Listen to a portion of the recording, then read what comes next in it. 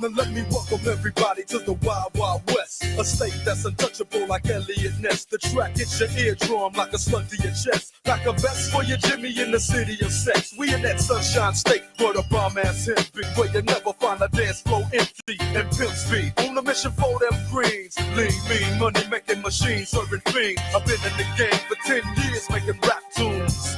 Ever since Honeys was wearing Sassoon, now it's 95 and they clock me and watch me diamond shining, looking like I'm Rob Liberace. It's all good from Diego to the Bay. Your city is the bomb if your city making pain. Throw up a finger if you feel the same way. Straight putting it down for California, yeah.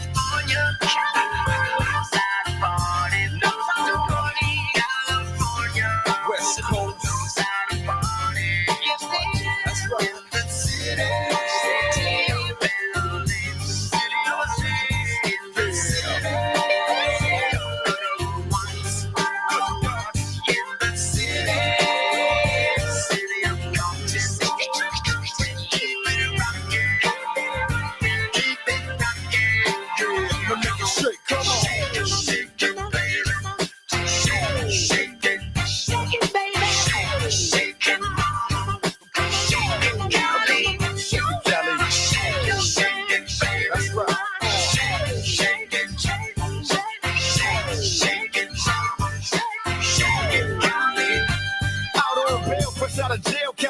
Dreaming. Soon as I step on the scene, I'm hearing hoochie screaming, fiending for money and alcohol, for life of a West Side player with cowards die and it's wrong ball.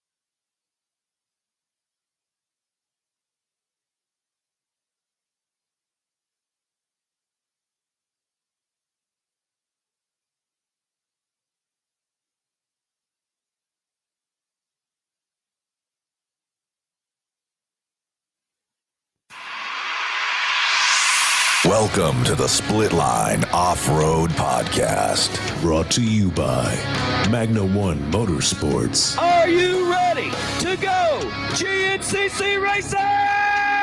Look at these guys. Oh, boy, we got it wheel-to-wheel right here. String.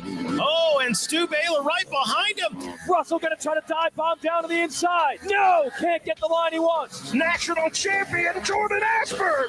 I appreciate it, man. The Split Line Off-Road Podcast from Magna One Motorsports. Here's your host, Rodney Cooper, and co-host Brandon Ware.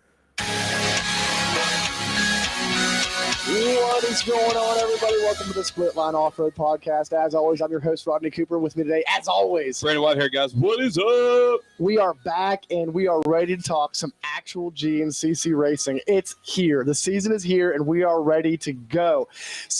Race 1 is in the books. It's time to actually talk some racing. Oh, yeah. We've been bench racing for like 3 months now. Yep. It's time to go.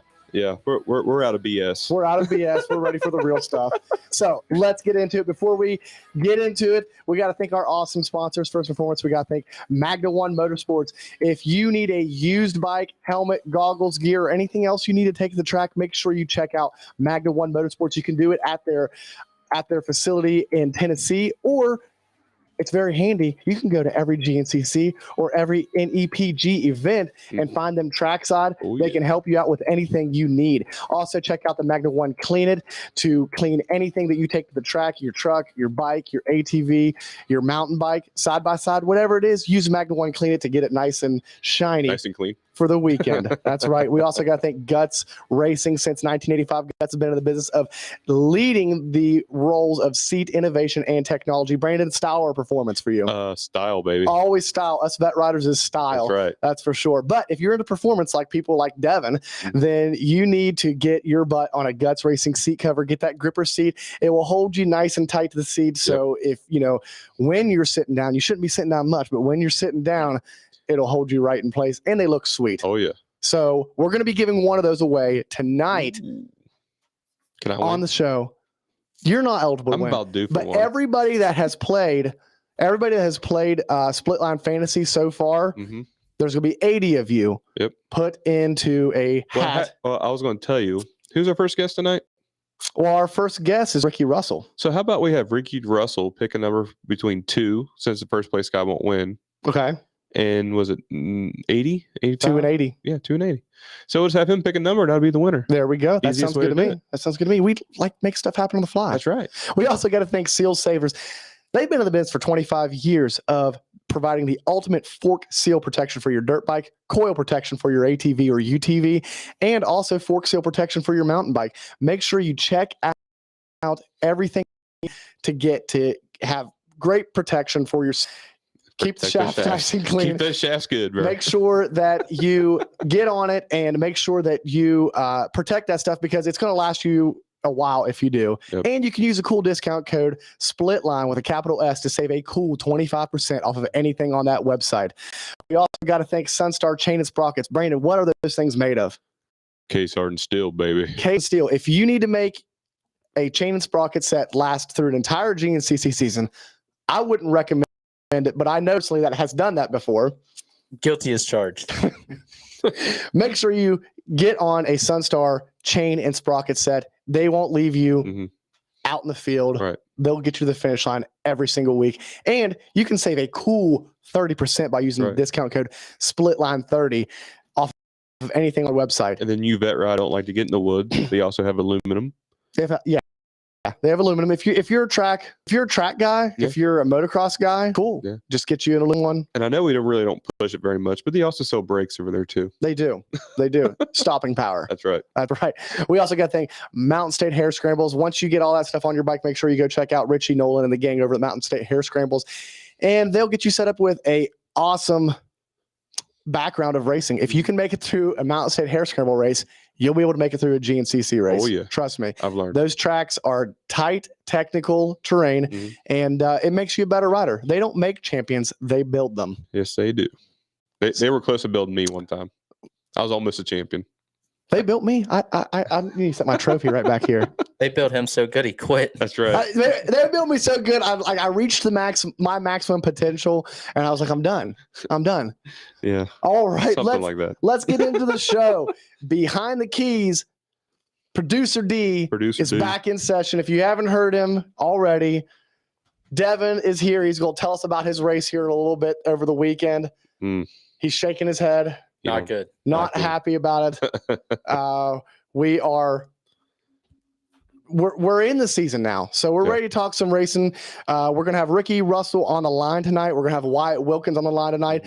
Ricky put in a great performance, finishing on the podium after coming off of a broken collarbone just a few weeks ago, pretty much. Right. And then Wyatt Wilkins stepped up and finished 7th overall this weekend as his first race as a pro rider. Yep. So it's good. Great stories coming from both those guys. So I also have a special guest in studio. My cousin Okie Wilson is here. Hey, how y'all doing? Okie, it does not have a background in racing, but he's a fan of the sport. Yeah. He has been listening to the podcast. He's out of town on a business trip. So I said, hey, jump in, sit on the show with us. He must be very bored on Wednesday nights listening to us talk. There's not much else going on a Wednesday night. So we appreciate your time being here. Yeah. We're going to talk to you a little bit about racing, a little bit about anything else that's going on. Hey, we're going to ask him about picks since he's in. We'll have to ask him about picks for the next round. Yep. So be thinking about those. Yep. Yep. Since you're not going to be here for the next round, we got to ask you who's going to win. That's right. So you might want to look up some names. You don't know them. In between now and then. All right, let's jump into it. We have to run through some things pretty quickly. Let's run through our fantasy. Let's do the Supercross fantasy first real quick, and then we'll cover the most important fantasy That's after right, that. Baby. Yeah, so over here on the Rocky Mountain side. All right, yeah. Over here on the Rocky Mountain side, JDMX 050 is leading right now. Guthrie 441 is in second. P Dog is in third. Cameron 7 is in fourth. Adam Veristic in 770s in 5th. I mess that up every week. Jacob Whitehair 5 is in 6th. Wade Walton's in 7th. W Mad Dog's in 8th. And Sturm 27 is in 9th. And rounding out the top 10, KTM 250 GB is in 10th. All right. And then over in the pulp side, H-Bomb took the win. Gun 3441 took second. MX Girl took third. Cowie 736 took fourth, and Billy Bebot took fifth over for the Oakland. Did Bebop's coming. Did the man fall from the tower? No. You didn't fall? I didn't fall. I'm Ooh. still sitting in first place overall with 1,403 points. Bebot is in second, and he's about 70 points behind me.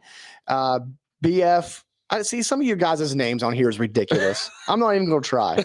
Fourth place is Just be it. KTM Rider 702. Mason Seal Savers is in fifth. And where's Brandon at? I Brandon failed. I probably failed because I took some risk. And Man, you start taking risks this early in the season. Don't even get me started. Abmarine in the LCQ was in the right spot, and then he crashes right there, and that just did my night in. I was like, "Are you kidding me?" Justin Groff is in 10th, and Brandon, you're sitting in 11th currently. Ooh, So that's ouch. little rough. That Little rough. is. Now, for the most important fantasy game, guys, listen. Thank you so much for playing. Brandon and I spent pretty much 12 hours or so typing in names, typing in all your guys' scores. It was kind of a long weekend, but we're happy you guys are playing, and we have 80 people playing so far. It's not too bad for advertising for 3 days. Taking the win this weekend was Jace Walton with 165 points, Charles Slabe with 163 points, Brittany Cooper, my wife, took third with 162 points. Logan Hilling took fourth, tying actually with third with another 162 points. Scott Connors with 160, and rounding out your top 5 would be Jeremy Gaskins with 158. Congratulations to you guys doing a good this weekend. And Jace Walton took home these blue Moose Racing XCR goggles. So I'm going to be sending those out to him. And here in a little bit, when Ricky's on, we're going to be picking a random user between 2 and 80. Yep. And whoever is drawed, unless it's Brandon or I, yep. It definitely won't be Devin because he didn't play. Good. Will I didn't want to put his name in anyway. Will win a Guts Racing seat cover. That's right. I don't even know if Devin used it. Devin would use it if he wanted, anyways. Right. I don't think it'll fit over my hump. Right. Yeah. I mean, I think what? We won't get into that. Anyways, What do you want to say? I thought troll training was kicking in over there, but obviously your hump's too daggone big. So Possibly. I'm just giving you a hard time. So let's get into the weekend. It was we were back to racing this weekend. Over on the 4x4 Pro side, man. Did you see how close that finish was? That was a tight one. That was a tight one. I really liked it, man. That's good racing for the first round. Heck yeah. Yeah. Cody Kohler and Brandon Frazier took it down to the line. 2-hour race coming down to about a half a second between first and second place. It was a close one. I would like to say that Frazier came all the way from dead last. He was dead last into the woods. Yeah. Yeah. So what was the track looked perfect this weekend? Oh, the track was awesome. I mean, with all the rain and stuff, I thought it was going to be wet when we got there and there'd be mud holes everywhere. There was not. The only place it was wet was in like the creek beds and there was like maybe one other place on the whole track that was wet. And the rest of it was like perfect dirt. It wasn't kicking up a bunch of dust in your face, and it was amazing. Right. So yeah, so that instant rain that we were supposed to get down there really just probably helped it out. Oh yeah, it put it in the perfect conditions. It could not have been better. That's what's really nice about, you see all this rain coming, but people forget that you got over 2,000 machines on that weekend. It's going to touch at maybe 3,000 machines. That's going to hit that track. So it's really going to dry up and form up real nice. Yeah, I mean, I've seen tracks that are sloppy mud on top, and by the end of the afternoon race, we're kicking up dust and berms. Yeah. So, yeah. definitely made sense. Yeah. Did you guys see where Landon Wolf has decided to race the full season again? No, I didn't see that. Yeah, Yeah, so that's He was exciting. close. Yeah. Well, I mean, last year he only raced select rounds and then he won several races and everything. Right. And I'm like, man, this was the defending champion from 2021. So if he would have raced the full season last year, he'd have been right there in the battle. So they got him back in it this year, and he's going to be racing the full season. And I'm looking forward to seeing the battle that he's able to bring there. Yeah, it's going to be Even with select races last year, he still got number 4 on his machine. right. So I mean, it's going to be really interesting this year because last year he gave the other guy some confidence, right? Gave them some confidence of winning and being up on that podium a good bit or whatever. So, and then now he's coming back and trying to face those guys that he gave confidence to after last year. So it's going to be really interesting to see where they end up. Cody's confident right now. Yeah, he's very confident. He's very confident. I love it too. I mean, his personality is perfect for the role that he's playing as a defending champion right now. So I'm excited to see what he can do in his title defense year. I want to give a shout out to everybody in the comment section real quick. We are going to be having a Sunstar chain and sprocket. What did we call it, Brandon? Shifting gears segment. Shifting gears segment in between the callers tonight. We're going to have the shifting gears segment. So make sure if you have any questions, put them in the comments, and producer D will read them to us. Speaking of everybody in the comment section, there's a lot of talk about split line butt patches. Really? Yes, there's a lot of talk about split line butt patches. So this might be something that we promised last week, and we might actually have to follow through with this one. Split line butt patches. So, I love it. Yeah, I so love it. butt patches are a thing that like a lot of like pro supercross riders wear and everything. So we were just making a joke that we should make some split line butt patches, and people are taking the bait. So I really like it. Yeah, I'm cool with it. Do they want to skull or anything like cool on it, or just split line? I mean, what's cooler than just a split line logo? Right? It's cool, but you know what I mean? Split line right across the split. Right down the crack. Right down the crack. All right. Over in the women's pro class, Jessica Eloff took the win, and it was a close one between her and Hannah Hunter as well. Hannah actually pushed her to the finish line. So, and then Caitlin Osborne rounded off the podium. So congratulations to those girls getting off to a great start this weekend. Oh, yeah. And we're looking forward to seeing the battle they have.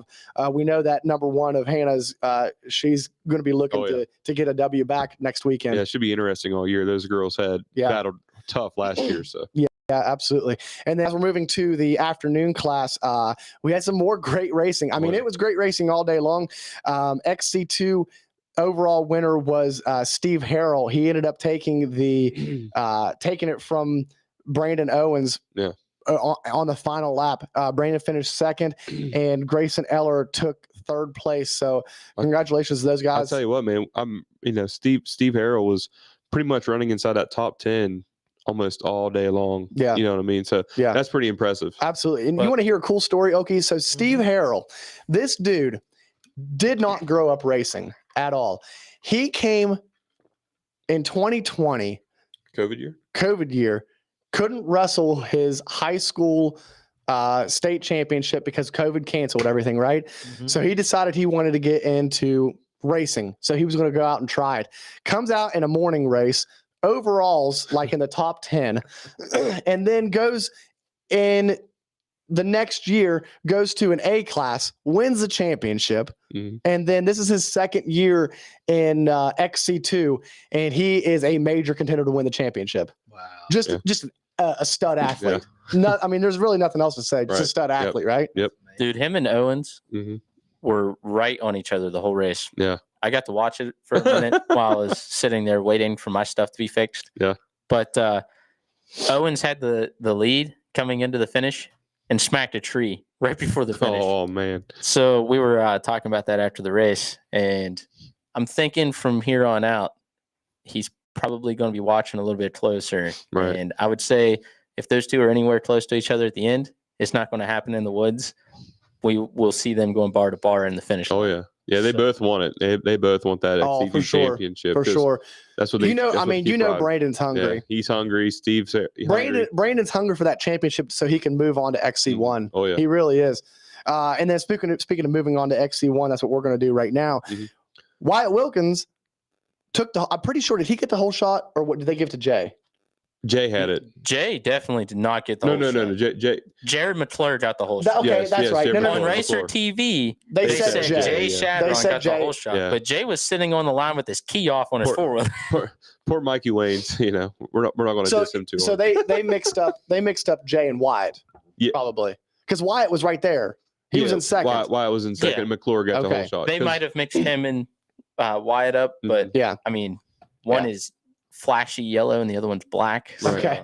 Well, Yeah. if you are a rookie, if you're in Wyatt's shoes and you want to my goal for my pro debut, I want to run up front for a little bit and just see the pace and then just settle into a good pace. That's exactly what he did. Right. He ran the first lap in second, Mhm. and then he backed it, or then he fell back to about fifth, and then ended up finishing seventh overall. Great race for him. Oh, yeah. I mean, you couldn't write the script any better for your pro debut. Right. So I'm excited to see what he can do. You Mhm. know, taking this, sitting in class pretty much, Right. and then going on and seeing how he can progress through the season. Oh yeah, it's definitely a surprise.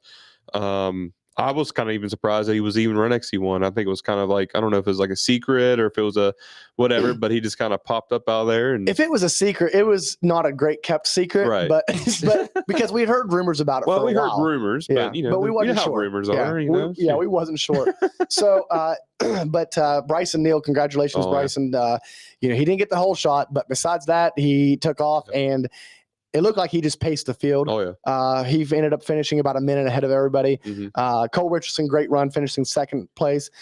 He had to run up from about fifth place after his first lap to get to Right. second place. Hunter Hart with a solid ride as well. He was battling Cole a lot Yeah. in that early part of the race. Then him and John Glotta ended up Tell you battling what, really close for that. Hunter got Glotta right at the pretty much close to the end. Yeah, it was and close. That was close. And then John Glotta fourth.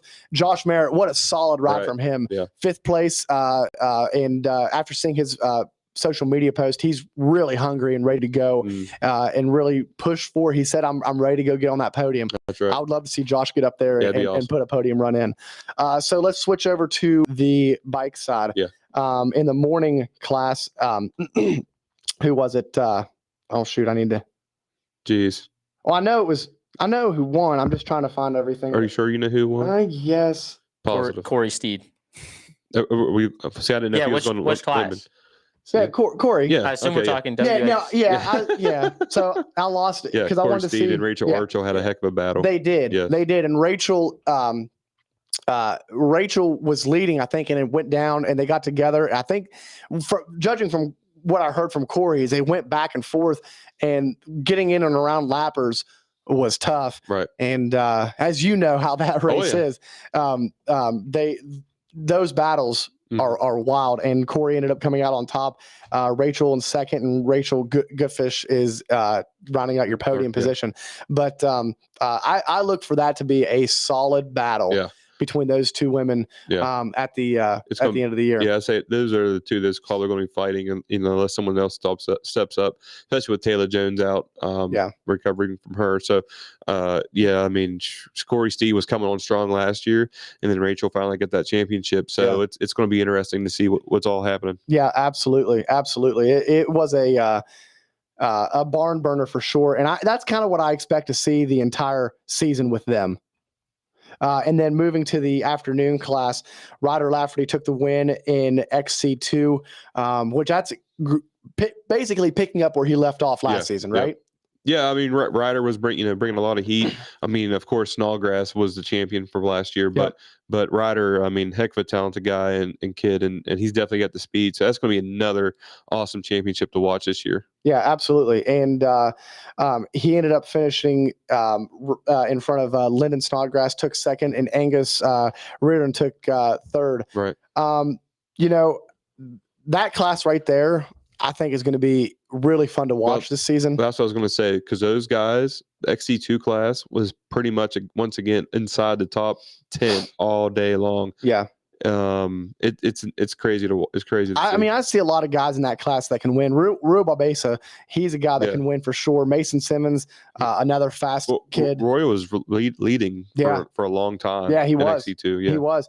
Liam Draper, we obviously know that he can win. Cody Barnes is another guy that can step up and win that class as well. And then going to the premier class, the XC1, Stu, Stu was on this show last week saying that he would not pick himself. He was like, I'm going to be happy just to get out of Big Buck. Yep. This guy, these guys between the guys that finished on the podium, they're all coming off of injuries, right? Yeah. Mm-hmm. Big injuries off last season. I mean, last year Stu broke his neck at this very race. Wow. And then he came back and not only finished the race, but dominated it. Yeah. Really. Yeah. I mean, he got there and pretty much paced the field all race long. Ben Kelly, great ride for him. I don't think Ben's at 100%. Right. And somehow ended up finishing second on the podium as well. Yeah. And Ricky Russell, man, Ricky had this because Ricky pulled the whole shot and looked good all day. And then, Stu got in lead. And Ricky and Ben Kelly had a heck of a battle all day long, which is going to be awesome to talk to him about when he comes on. But it was a great ride for those three guys. I tell you, it's just really cool to see Stu just come back like that. He wouldn't have been my number one pick, but he would have been on my podium. You know what I mean? But I'm kind of worried for the rest of the field now. Devin was talking to him. Devin was trying to pick his brain for Devin's fantasy team, and then Devin didn't even make a fantasy team. Yeah, well. It wouldn't have mattered because he had my picks all messed up. So now you're blaming it on Stu. Even if I would have picked the ones that he said Grant's going to be on it. I'm not feeling it. Then he turns around and he goes out there and basically Grant scored solid points. I didn't say he didn't score solid points. Stu said that Grant was probably going to be a contender to win and that he was not even going to be on the podium. And then he went out and won.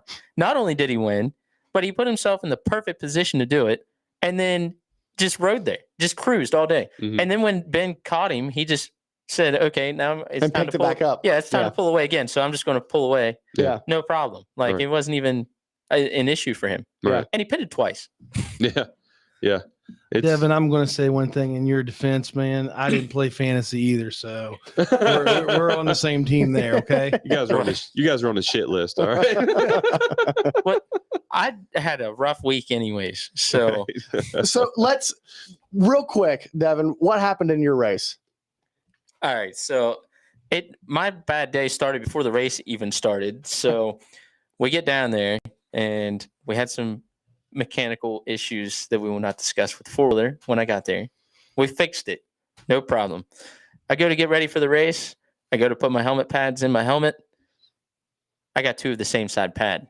So I was missing one of the pads in my helmet. So with that, I was like, I'm just going to run around and see if I can buy the insert kit for my helmet. And I couldn't find one of those. So then I was like, I'll just go buy a helmet. Well, I couldn't find a helmet my size either. So that wasn't working. And this is all right after Rodney says, hey, you need to put your picks in for fantasy, just so you know. He's probably there's more important things to worry about right now. Yeah. So I go and do this, but I get the helmet figured out. We find a helmet, we buy a new one, and we get it taken care of. And then I go to the line, we take off. Well, actually, right before we take off, my gas tank starts leaking around the fuel pump seal. Mm-hmm. So they were like, you want to try to change the tank or what do you want to do? And I was like, just grab something, shove up in there and soak the gas up so it's not leaking on the head pipe. And we did that. Good to go. Good to take off. Terrible start. I got pinched off in the first turn. I was 21st into the woods. Come around the first lap and I made it up to 7th. And then I was doing okay. I could see 5th. And I was like, that's not bad. I'll take that. And then it starts cracking and popping and having issues. Well, the batteries went bad also. So then it started shutting off completely. And I don't know enough about the Yamahas yet to actually be like, oh, yeah, it's probably this or, something stupid like I did my Suzuki's. And I ended up making it back to the pits. When I get there, none of my pit crew is there. They all went to find me because somebody told them I was broke down. And gotta leave a man behind. Yeah, well, that's what I said. But one of them left without the gas can because they thought I ran out of gas from where I had the leak. And the other one was like, oh, crap, they forgot the gas can. So they grabbed the gas can and started chasing them down with the gas can. So I pull in, there's nobody there. So then I rode down with Seth Wilson and his family's all around. And they come over and they start helping. And we're trying to figure it out. We ended up taking the batteries out and stealing a battery out of a TRX 90 and put in it. So that way it would run. And then we switched gas tanks while we were sitting there. So that way I could not have a leaky gas tank, just so I could finish the lap to get 1 point. Oh, wow. Yeah. And I almost didn't get that because there was still somebody that finished behind me. Oh, jeez. So I was, at the end of the day, I was like, well, I had a bad day, but whoever came in behind me still, Had a real bad day. they had a real bad day. So we got some things to improve on before Florida. In 2 weeks, we'll be ready. We Yeah. we need to take them gas tanks, helmets, and batteries. We'll just start taking extra bikes. Oh, jeez. Yeah. So this one's broken. We'll just switch it out. I'll tell you. So you ready to get our first guest on? But before we get the first guest on, I got to give a shout out to Magna One Motorsports for bringing. Did you see that bike to Jordan Ashburn? Yeah, that was got cool. the ride out, dude. That thing was sick. Yeah. I think it was 1983 Husky. Yeah. That thing was prime. Like that, you could have ate off that bike. Did he ride it clear to the line? Yeah. Well, Yeah. he was going to ride it out for opening ceremonies. It wouldn't start. He got it down there and it wouldn't start. Probably fouled a plug or something. But no, dude, that thing was sick, man. That was really cool to see. Yeah, that was sweet. Yeah. That was sweet. I had to throw that out there for every guy. Yeah. Also, shout out to whoever is operating that drone Oh yeah, through the woods. yeah. Mhm. Those That, guys are. that was sick. Dude, that's talented because like when you were watching it, like it was like facing to the left and all at once. He's pitching in He between just threes. pitches to the right and like finds the guys like instantly. I'm like, how did you do that? Like, Yeah. listen, I don't know. that talent, I guess. I mean, almost. Do they have trackers on them? well, I would say they do, but it's like, how do you pick them up through the trees and It's a very expensive drone. Yeah, right? no kidding. No kidding. All right. So let's. We're gonna get Russell on the line. Back in a moment. You've seen them at the track. Now on Magna One Motorsports, used bikes just like Jordan Chase and the rest of the team ride. Plus all the gear you need. Helmets, goggles, gear, more. Magna1motorsports.com or trackside at GNCC and NEPG events. Be sure to pick up a bottle of Magna One's Magna One Clean It, revolutionary cleaning product for your dirt bike. Coming soon. Join Chase Landers and Team Clean. Trackside for everything you need when you need it. And at your fingertips at Magna1motorsports.com. Magna One Motorsports and Magna1motorsports.com, your everything dirt bike headquarters. Doug here from Sunstar Sprockets and Chains. I just wanted to take the time to thank you for listening to the Split Line Off-Road Podcast and for a great 2022 season. I look forward to meeting as many of you as I can on the GNCC circuit next year, which reminds me, Split Line has talked me into continuing with their discount code. All you need to do is go to our website, sunstar-braking.com, and use the code SPLITLINE30 to get 30% off your order. If you are not a Sunstar rider and you would like to be, then check out the Racer tab while you are there. If the link is active, then we are still accepting riders.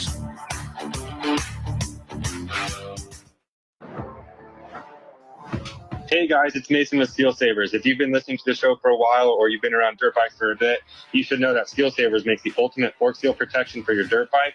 Not only do we have a full range of product for your dirt bike, we also have a variety of products side by side for your mountain bike, for your quad.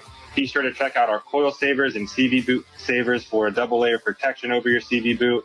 Check out steelsavers.com and enter the code SPLITLINE for 25% off. That's steelsavers.com and the code is SPLITLINE for 25% off. Thanks for listening to the show.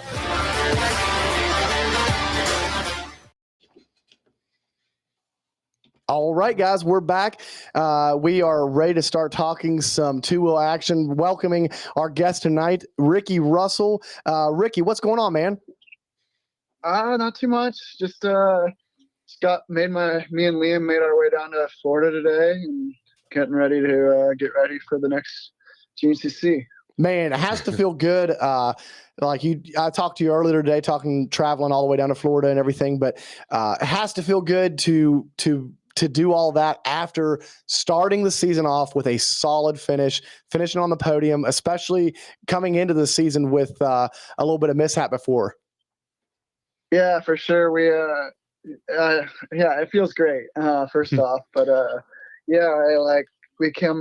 everyone always goes to Florida for like January and February, and we came down here in January, and unfortunately a week and a half into like boot camp, I hurt myself and broke my collarbone. So I was like really bummed out and really down, kind of like I knew my fitness was okay, but like kind of biggest thing is you're missing those few weeks on the bike in the heat, in the sand whoops, just training, and kind of didn't know exactly where I'd be at round one. So was really, really excited to pull it off and get on the box. Yeah, man. for sure. Yeah, after something like that, especially after switching teams and then having an accident like that and going through all that and then ended up on the box on the round one, that's got to feel amazing.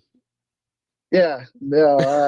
We finished the year off really hot last year. Yeah. And so like, I was feeling good and just got on the new team and everything was just feeling really good. Like it was almost like, I don't know. It seems like that's when it always happens. Everything was just so dialed and feeling so awesome. I was loving the new bike, and then it bit me. One mistake and bit me and kind of set me back a little bit, but luckily we were able to rebound and heal up pretty dang quick. Yeah. No, you had to have surgery, right?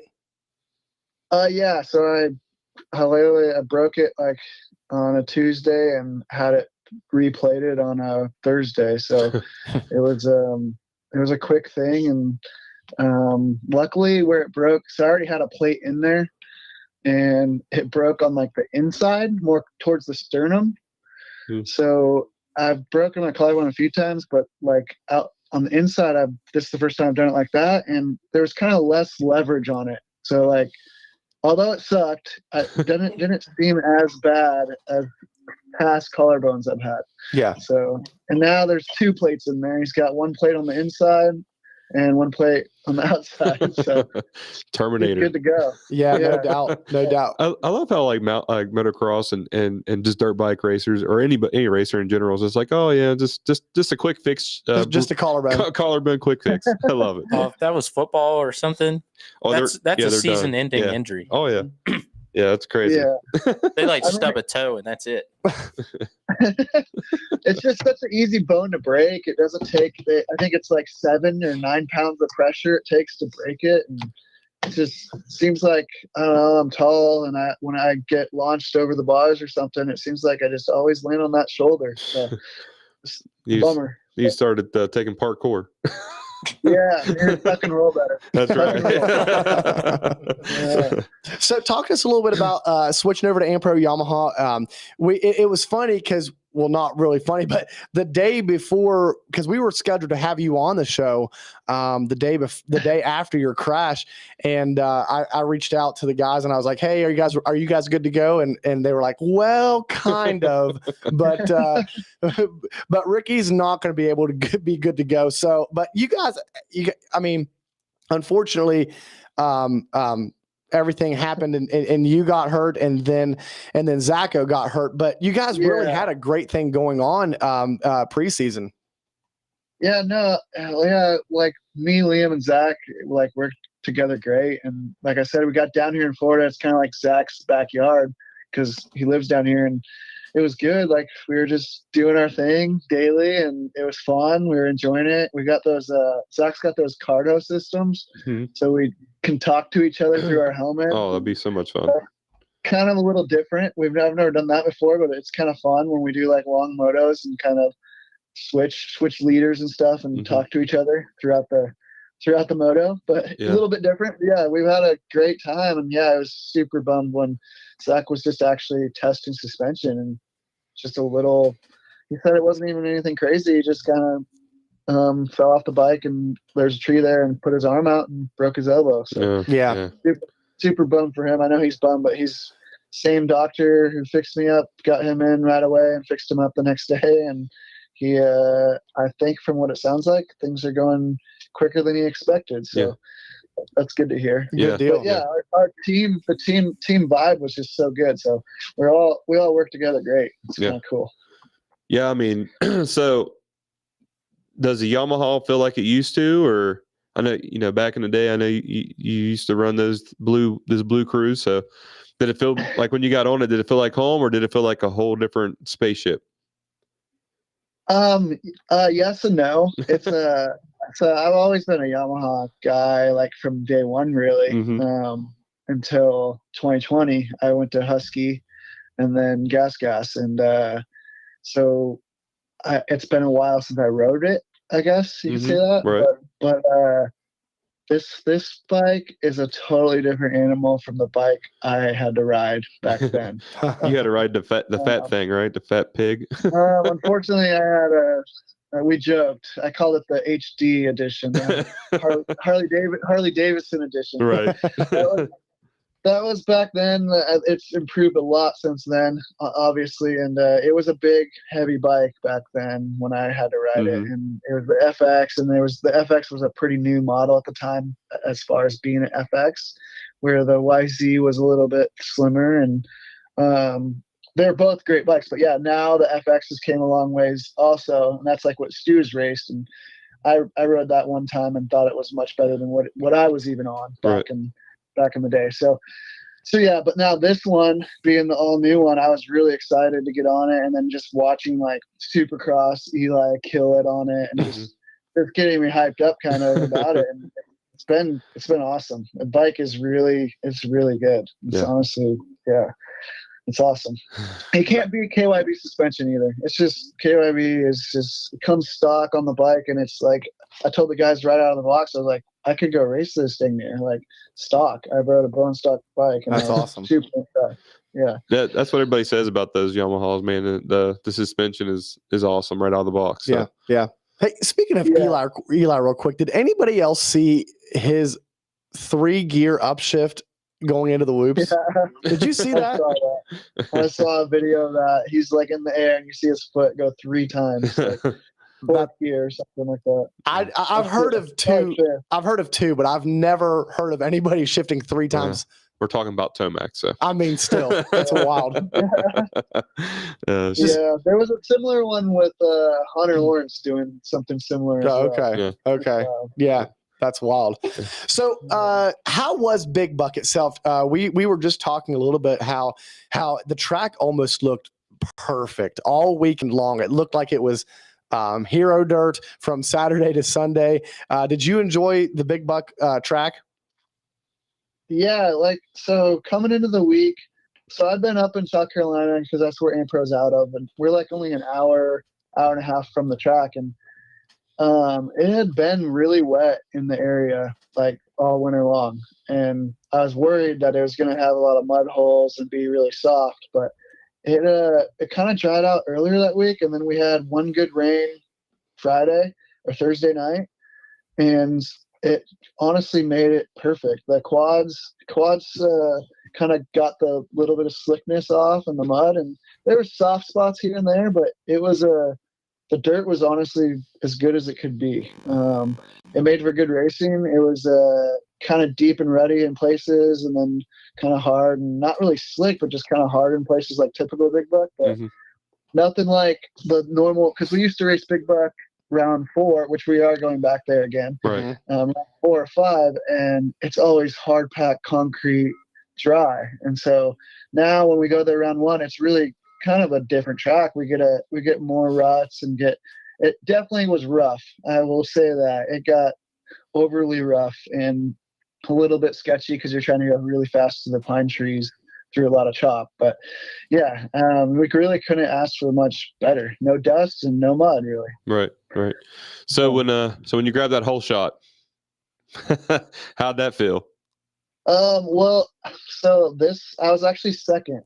Really? So Johnny. Oh, yeah, that's right. That's right. Johnny G grabbed that. Yeah, that's right. I've been practicing starts. My bike starts good, but not quite as quick as I've had bikes start for Uh-huh. me, but once it starts, the thing is a rocket ship. So like I don't necessarily feel like I can get the jump, but I got to the corner really good and cut inside, but Johnny just kind of swept all the way outside and blew and got the whole shot, but put me in a good spot and I was second, and then I was able to get by Johnny like halfway through the lap, and then he was riding really good, and I was content following him, but then he kind of started to get a little pumped up, and I was like, okay, I'm gonna try to get by him. I got by him, and then heard Stu right on me, and I got really tight as well. I think it was just the way the track was. It was you could go really fast, but it was really rough, and so I think I was just squeezing hard, and I got pretty pumped up, so I kind of just backed her off a little bit until I loosened back up, and Stu got that 20-second to 30-second lead on us, and kind of he managed that kind of all day. And I was actually, honestly, I was thinking he was going to be gone, and he never really got gone. Like me and Ben were like he wasn't too far away. So I'm kind of like happy about that, because like I said, we were coming off the injury and whatnot, but I don't know. I just thought he would have maybe checked out more, but nothing against him. I know he's on a new bike and knew everything as well. So, and you never know.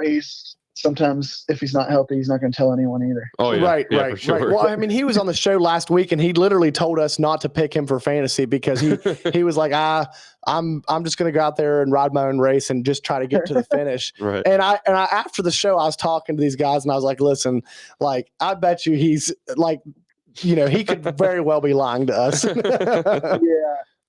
No, he likes Big Buck. He always rides good there, and yeah, just the South Carolina crowd. And you never know with him. He's a wild card because his new bike, new model, like the Enduro, he looked like he wasn't comfortable, and he was fighting a sickness, but he came out swinging. But like I said, I was kind of happy he didn't just like check out on us with kind of Ben Kelly was dealing with leg injury, and I was dealing with my collarbone. So yeah, and we be a great season. Yeah, and we kind of last week when we did our preview show, we were talking about how we went through everybody, and to be honest with you, none of you guys, we really like we figured like you three for sure were in our championship contenders bracket, but for race one, there was question marks on all three of you guys because of your collarbone, because Ben's leg for sure. I still don't think that he's 100%, but then Stu, like we don't know. New bike, and then still dealing with. I mean, that was a gnarly injury that he had last year. So but I still think that this year is going to be a wild year. I think that there's a lot of guys that. I don't know if we're going to see a bunch of races where anybody checks out. Even like Craig and Jordan, and they weren't that far back at the finish. Like everyone's going for it. Everyone's the speed and the fitness just keeps getting better and better each year, and everyone's getting things more and more dialed in, and it's kind of crazy because they weren't even that. It was one of those tracks too, though. I think there wasn't a whole lot to separate.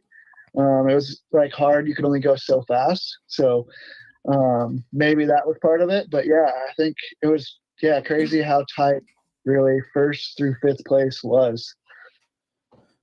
So with that being said, you finished in the top three. So, I mean, you got to be expecting that you're going to put yourself in a winning position at some point. So if you do win, do you already have your winning celebration picked out for what you're going to do? Because obviously we're limited at this point. Yeah, no, I've looped it out into the scoring before by accident. And Stu has put an end to looping out on the finish at Big Buck as he tore down the whole transponder system and caused some grief because apparently it's a new rule, which I know they talked about it, but I didn't know it was actually a new rule either. So luckily he got away with it, but yeah, he's not allowed to do it again. Oh, wow. Well, you remember back in the day, people used to do burnouts on the podium. They won't let us do that anymore either. Yeah, so. no, that's in the rules as well. No burnouts on the podium. So yeah, I don't know. They're You just can't celebrate. They're gonna have to build you guys like a little double so you can guys get at least a fist pump or something when you go cry. You know what I mean? Yeah. Shoot. Finish line log or something. Right? Yeah, something to just to get a little celebration over it. I mean, fortunately, they haven't outlawed the shoey yet, so you can still. Oh, yeah, that's true. Yeah. Until someone gets sick and throws up all over the podium or something. But no, I don't ever really plan it. It's just kind of however we finish, and yeah, hopefully we're winning. Yeah. So how was the you and Ben pretty much battled almost the whole race. You want to talk us through, like, was there any close moments? I mean, how want to talk us a little bit of racing with Ben Kelly? I was actually like going into this weekend, and you're hearing rumors like, oh, his leg's still jacked. I don't know if he'll even be up there or not. So I was like I said, when I was tight at the beginning, I could hear a bike all over me. And at first I thought it was Johnny. And then I saw that it wasn't, it was Ben, and I was like surprised. But like I said, I was kind of tightened up, and there was actually a video of it from the drone.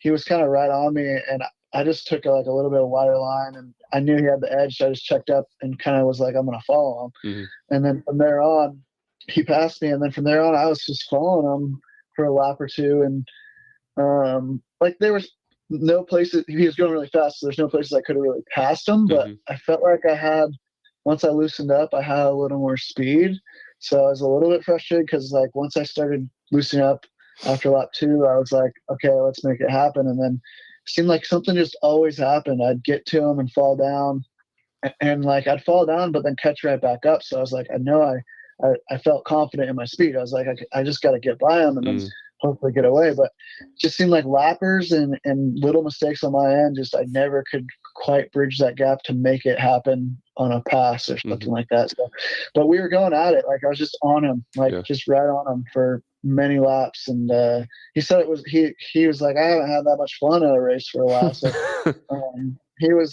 I was like bummed I didn't get him because like I said, I felt like I had the speed, but then like I said, in the very end, I was like happy that I still got on the box after the month I had going into this round. So. On Racer TV, it looked like he was taking some different lines, like into turns. I mean, when he was behind you, and he was kind of get up, and then you guys get straighten up, and then you just get on the gas on that Yamaha and just kind of like pull away from him. And it was actually pretty cool to watch, like watching his line and then watching your line and stuff. So it was. Yeah, I heard they did a really good job. I haven't actually gone back and watched it yet or anything, but I heard they did a really good job. Like even from my parents, they were watching at home, and I had a few other people comment saying, "Good race, Racer TV did a good job on following us." So yeah, that's cool. That's cool to hear that the drone was doing good and like being able to see. Right now, there's not that many leaves and stuff on the tree, so they probably can do a better job. But how about the drone that's following you guys through the woods? That's what he was saying. I saw it. Oh man. Times. That's Ian Howes is a nutcase with that thing. Yeah. He's flying that thing through the woods, and he's good. He knows what he's doing, I think. Did you see the drone? Did you see the drone itself at all? Yeah, I'll see it here and there, like up in front of us, and I'm like, oh, there it is. Like, and actually, the first time at Ironman last year when I was able to win, the first few laps I kind of got a good gap, and that thing I thought it was going to hit me in the head. It was flying so close to me. I could just hear it. It sounded like a helicopter right above me. Oh, wow. You could hear it over the bike. Yeah. Like it's just a loud, like propeller sound, and it's just like right over you.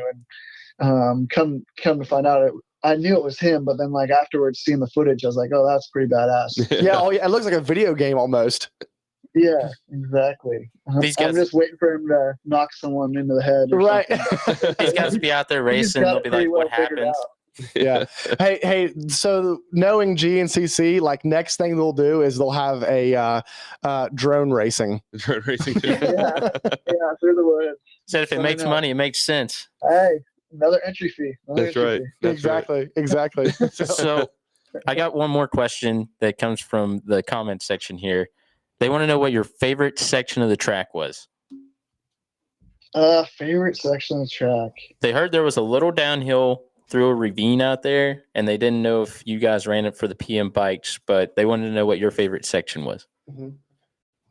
That was cool, but that was just like gnarly rough coming down the hill into it, so it wasn't that enjoyable. There was a couple like flowier, faster sections that we kind of always run, and not everyone loves it, but I kind of like even though it's rough, I kind of like the faster, flowier stuff. There was some single track that was super ruddy. I didn't expect it to get that. It was ruddy, not ruddy. Well, ruddy too, but it got super ruddy and like slick. And I actually sent me on my head one time. But that was one of the times, like I said, I fell down and was able to catch back up in the faster, flowy stuff. So honestly, the faster, there's a couple sections that we like really run parallel with the road quite often. And I think those are more of my favorite sections. I like the hill climb too. It's kind of made out to be like some big thing. And typically if there's no one on it, we never have any issue. So that's always cool. You got all the fans out there cheering you on, and you kind of just send it up the hill climb. Yeah. But yeah, nothing really like sticks out because most of it was the same. Besides that really tight stuff, I didn't really love the Rudy tight stuff. Yeah, that's just. Yeah. He didn't pick the favorite. He just picked the one he didn't like the most, which is good for me. Yeah, exactly. So we talk about the physical aspect of the racing, of your all's racing. I'm new to the sport, so I want to know what you guys do as racers, for your mental, like during the race, before the race, like how do you prepare for that? It's tough. Honestly, for me, it's just like I want to say I'm old and wise now to be more of a veteran of the class, but yeah, experience, man. It's just like it's such a learning curve, and or each year, like I said, we keep getting better and better. And for me personally, I feel like I keep getting better and better. Like every year, I'm like learning something and getting better at it. So yeah, it's that 3 hours is always hard to push through, but there's like you tell yourself in your helmet things that keep you motivated and keep you going. Like that 2-lap board comes out, and we do a lot of like later in the week 1 hour motos. And I'm like, when that 2-lap board comes out, it's just like, okay, just a 1 hour moto right here. Let's get her done. And really that's the hardest part, is that last hour. So you get to the pit and you're like, sweet, I'm halfway. That kind of went by fast. And then it kind of drags out to the 2-lap board. And then you're like, okay, 1 hour moto, get it done. And then, it's over. But it's definitely mentally draining just to stay focused on all your lines and kind of not make mistakes, because it's so easy to make mistakes and set yourself back really quickly. Right. But it's nothing in particular. It's the biggest thing is I would have to say is just experience. It just takes time. Not too many people come over and just like kill it right off the bat. It's a little bit of a learning curve no matter what. Right. Yeah, that third hour seems to be the thing that really trips up a ton of people. I'd be crying if I had to do that third hour. I've heard most of these people say they don't even remember the third hour most of the time. So the third hour is what definitely separates it. A lot of people can go fast for 2 hours. That third hour is really, it's the game changer. A lot of people say, why do they do 3 hours? But that's kind of what GNC racing is all about. That third hour. Yeah, that's for sure. No doubt. So Ricky, man, appreciate your time tonight as always. We actually we had a contest for our fantasy, and we're going to be drawing a random user so to win a Guts Racing seat cover, and we thought we would ask you to kind of do it for us, so we didn't have to. So we didn't have to make people mad. So we didn't have to make people mad. So, we had 80 people play. I have to make people mad. That's right. So That's right. yeah. You're only gonna make 78 people mad. That's so. So we are the guy who finished in first place this week. He already got a prize. So we're gonna ask you to pick a number between 2 and 80, and it can be any number you want. And we'll figure out who's gonna win this seat cover. We'll just have to. I'm gonna do. I mean, obviously, you always want 69. Always sounds good. That's But right. we're gonna go with 12. 12. Oh, you're gonna go with 12. Okay. All right, We're here gonna we go go. with 12. 12. Mike Forrester. Mike Forrester, Mike you were Forrester the winner. is the winner. And now the person that finished in 69th place is going to look back and be like, daggone. He pissed at me. That's right. Yeah. When someone walks by at the race next time and gives you a middle finger, you're like, what was that about? That's the 69th dude. That's right. No, 12's just kind of my. Well, 212 is my number, but yeah. sticking with 12. Good Yeah, deal. I Mike like Forrester, you're the winner. And hey, man, Ricky, as always, it's awesome to have you on and get your insight about the races and everything. And we're super pumped to see that not only you were able to get to the races this weekend after the injury, but start the season off with a bang. Yep. Yeah, no, I appreciate it. Thanks for having me. All right, Yeah, man. man. We'll talk to you later, buddy. Sounds good. All right, See ya. later, man. See you. Yeah. All right, guys. Ricky Russell on the line. And man, it's always awesome to hear from him. He's got a ton of great insight. And you know, even like we've talked about that third hour before, but man, that third hour, Yeah. there's a lot of guys that 3 hours. that drop off between 2 and 3 hours and start throwing anchor out. So right now, before we get our next guest on the line, Wyatt Wilkins, we are going to jump straight into the Sunstar Shifting Gears segment. This is a new segment that Brandon invented cleverly, and we ask questions on the old Instagram, and no matter what the question is, We're going to answer it. we're going to answer it. So we sent the questions over to Dr. D. What? Producer Dr. D. D. Sorry. Producer D. Producer D. I gave him that name too. And Producer D is going to ask these questions. Now, these questions can be sent in without a name on it, so you don't have to say who sent them in. So we're going to go ahead and do that. Yeah. All right. First question. Would you rather hear strange noises at night or see something across the room out of the corner of your eye? Ooh. Hear strange noises or see something. All right. So we'll let Oki answer first. Go ahead. Strange noises all day long. I already see things. So I can we'll be laying in bed at night and I'll hear something and Brittany will hear it and she'll be like, what was that? And my go-to thing is like, it must be it must be the oil rig on top of the hill. I don't really want to get up and go check. So which one do you rather do? I'll go with hearing things because I can. If I Just see get away something, from- you got to get up and check Right. that out. See, I'm gonna go the opposite because like me, if I'm laying there and I hear like a noise, I'm like, man, is some like you know what I mean? Like especially like at nighttime and you're laying there. Like, man, someone steal my dirt bike? I'm gonna whoop somebody's ass. You know what I mean? Like, so I'd rather see some stuff out of the like side of the room or whatever. Oh, dude, I hear stuff outside my house all the time. I'd run out there with a freaking gun. Like, So yeah, see, I'd rather just see it. You know, Yeah. whatever. if I see it, I know what it is. That's right, All right, exactly. next question. All right. Where my boy Brody Johnson? Can't find him in the results. I thought he was lining up. So they want to know where Brody Johnson's at. So We did some research. yeah, what'd you come up with? Nothing. I have no idea. Do you know? Does anybody know? I mean, I'm sure we probably could have messaged Mr. Landers and probably found out the answer. But, Yeah. didn't want to bother him with it, I guess. But Well, there's a lot of secrets kept in this sport. So. right, yeah. So I'm going to say he was either sick or had some kind of small injury. Yeah, I would say he was just not 100%. If you guys That's are the rumor mill. going forward in this Sunstar Shifting Gears segment, if you guys are wanting some inside information and us to break news, you're coming to the wrong podcast. Well, I mean, we can, but we're trying to be respectful to. Yeah, most of the time we know stuff that we won't Right. we won't break. We're not news breakers. We're news talkers. Right.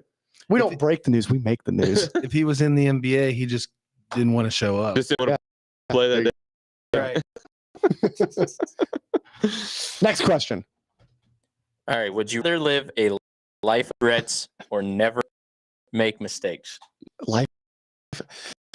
So listen, if I didn't make any mistakes, would I have any? Like you have to actually think about Getting that. kind of deep. Yeah. so it has to be one or the other, though, right? Right. But if you never made a mistake, You would have no regrets. you right? would have no regrets. I don't know. I've made some mistakes that I did not regret. Amen to that. I'm just saying, like, there's some mistakes that you can make. I think that you you're have like, to make. I think mistakes make you grow in life, right? Yeah. I agree. Yeah. So I'm going to say no regrets, Yeah. no regrets. No regrets. What about you, Yeah. Oki? So read the question again, please. would you rather live a life of no regrets or never make mistakes? I'm with you. No regrets. I mean, yeah. Brandon? Jeez, you guys, I tell you, I'm not making mistakes, boys. I don't know about you We're guys. family. What do you expect? Yeah, right? yeah, you know, an apple don't far from the tree, does it? I guess not. Devin, what about you? You making mistakes or what? Oh, dude, I'm going with no regrets. I don't want to No be like regrets? 80 years old looking back on life and saying, Regretting all your perfect decisions. yeah, I wish I would have done that. I just don't want that stupid tattoo across my chest. No regrets. No regrets. Well, I can spell, so it's fine. Next question.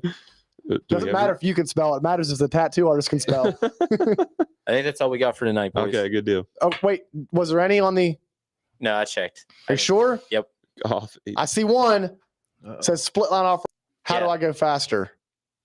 How do you go faster? That was in relation to Ricky Russell, but we didn't have time to ask him. Oh, We But could answer that. Why Yeah. can't we answer that? Yeah, let's go ahead and do it. All right. If you want to go faster, I would say either hit up Troll Training or Coach Rob and seat time and tape your throttle wide open.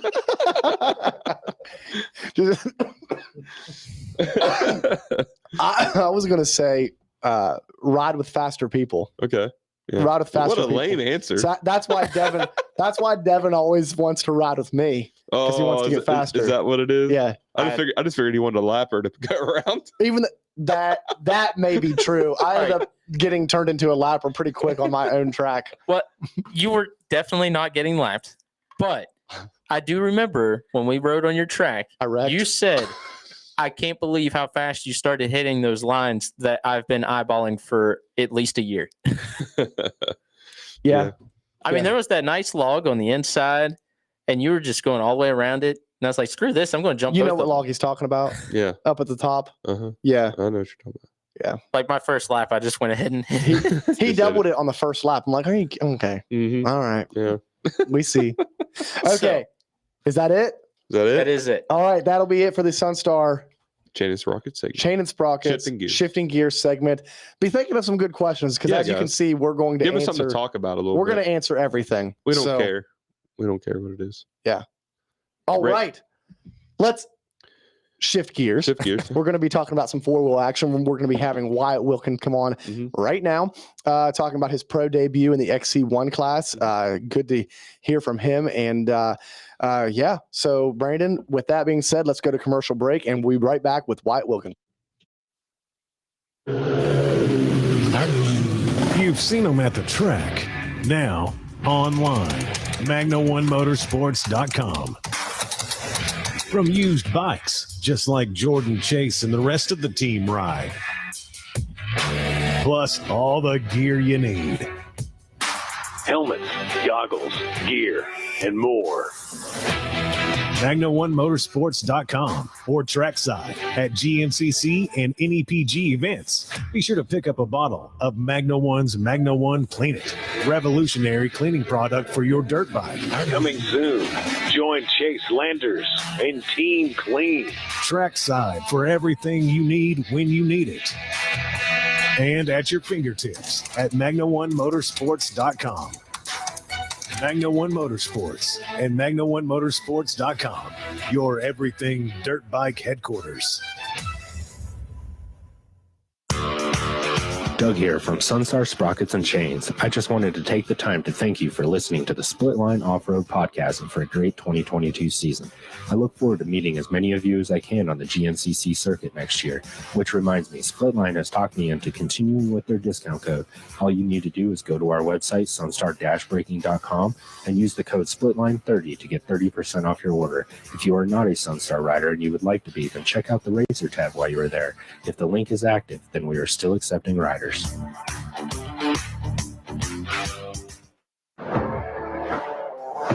Hey guys, it's Mason with Steel Savers. If you've been listening to the show for a while or you've been around dirt bikes for a bit, you should know that Steel Savers makes the ultimate fork seal protection for your dirt bike. Not only do we have a full range of product for your dirt bike, we also have a variety of products for your side-by-side, for your mountain bike, for your quad. Be sure to check out our coil savers and CV boot savers for a double layer protection over your CV boot. Check out SteelSavers.com and enter the code SPLITLINE for 25% off. That's SteelSavers.com and the code is SPLITLINE for 25% off. Thanks for listening to the show. All right, guys, we are back after commercial break, and we're ready to switch gears and talk some ATV action. On the line right now, we have XC1 rookie pro coming off of his first pro race, finishing 7th overall. Wyatt Wilkin, what's going on, Wyatt? Oh, not into a whole lot. Trying to take a couple day break here before we go down to Florida and get back after it. That's awesome, man. So at the beginning of the show, we were talking about how, man, if you wanted to draw up your perfect first pro race, it would pretty much be what you did Saturday. Yeah, like it was honestly pitch perfect. After the race, I've thought about it like, man, I did exactly what I had planned to do. We have the starts down really well, so it was nice to get up front and learn really quick or just get in that pack. And then, honestly, there was a couple things I would have liked to fix, but for a first race or rookie year, I was very happy after the race, and I think everybody else around me felt the same way. Like 7th, of course, that's a good day, Mm-hmm. but just how it went down, I was happy with the way it went. Mm-hmm. Yeah. So when was the final decision on XC1? Because we heard rumors, but nothing was ever really put out there. It was made so. Honestly, at Ironman, I couldn't go up or down in the class. I could only do better in the overall.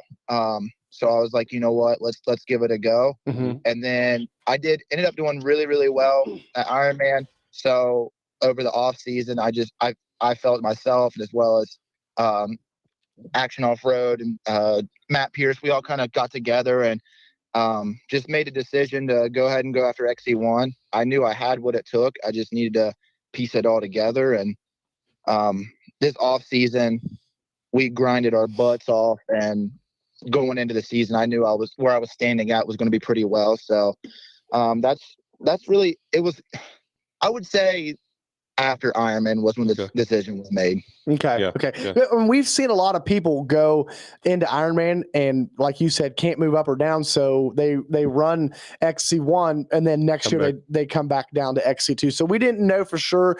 Like we had heard rumors but we didn't want to say on the podcast and then be wrong. Yeah, I was gonna say, I think I saw somewhere that you guys had said, like, I'm not sure what was going on.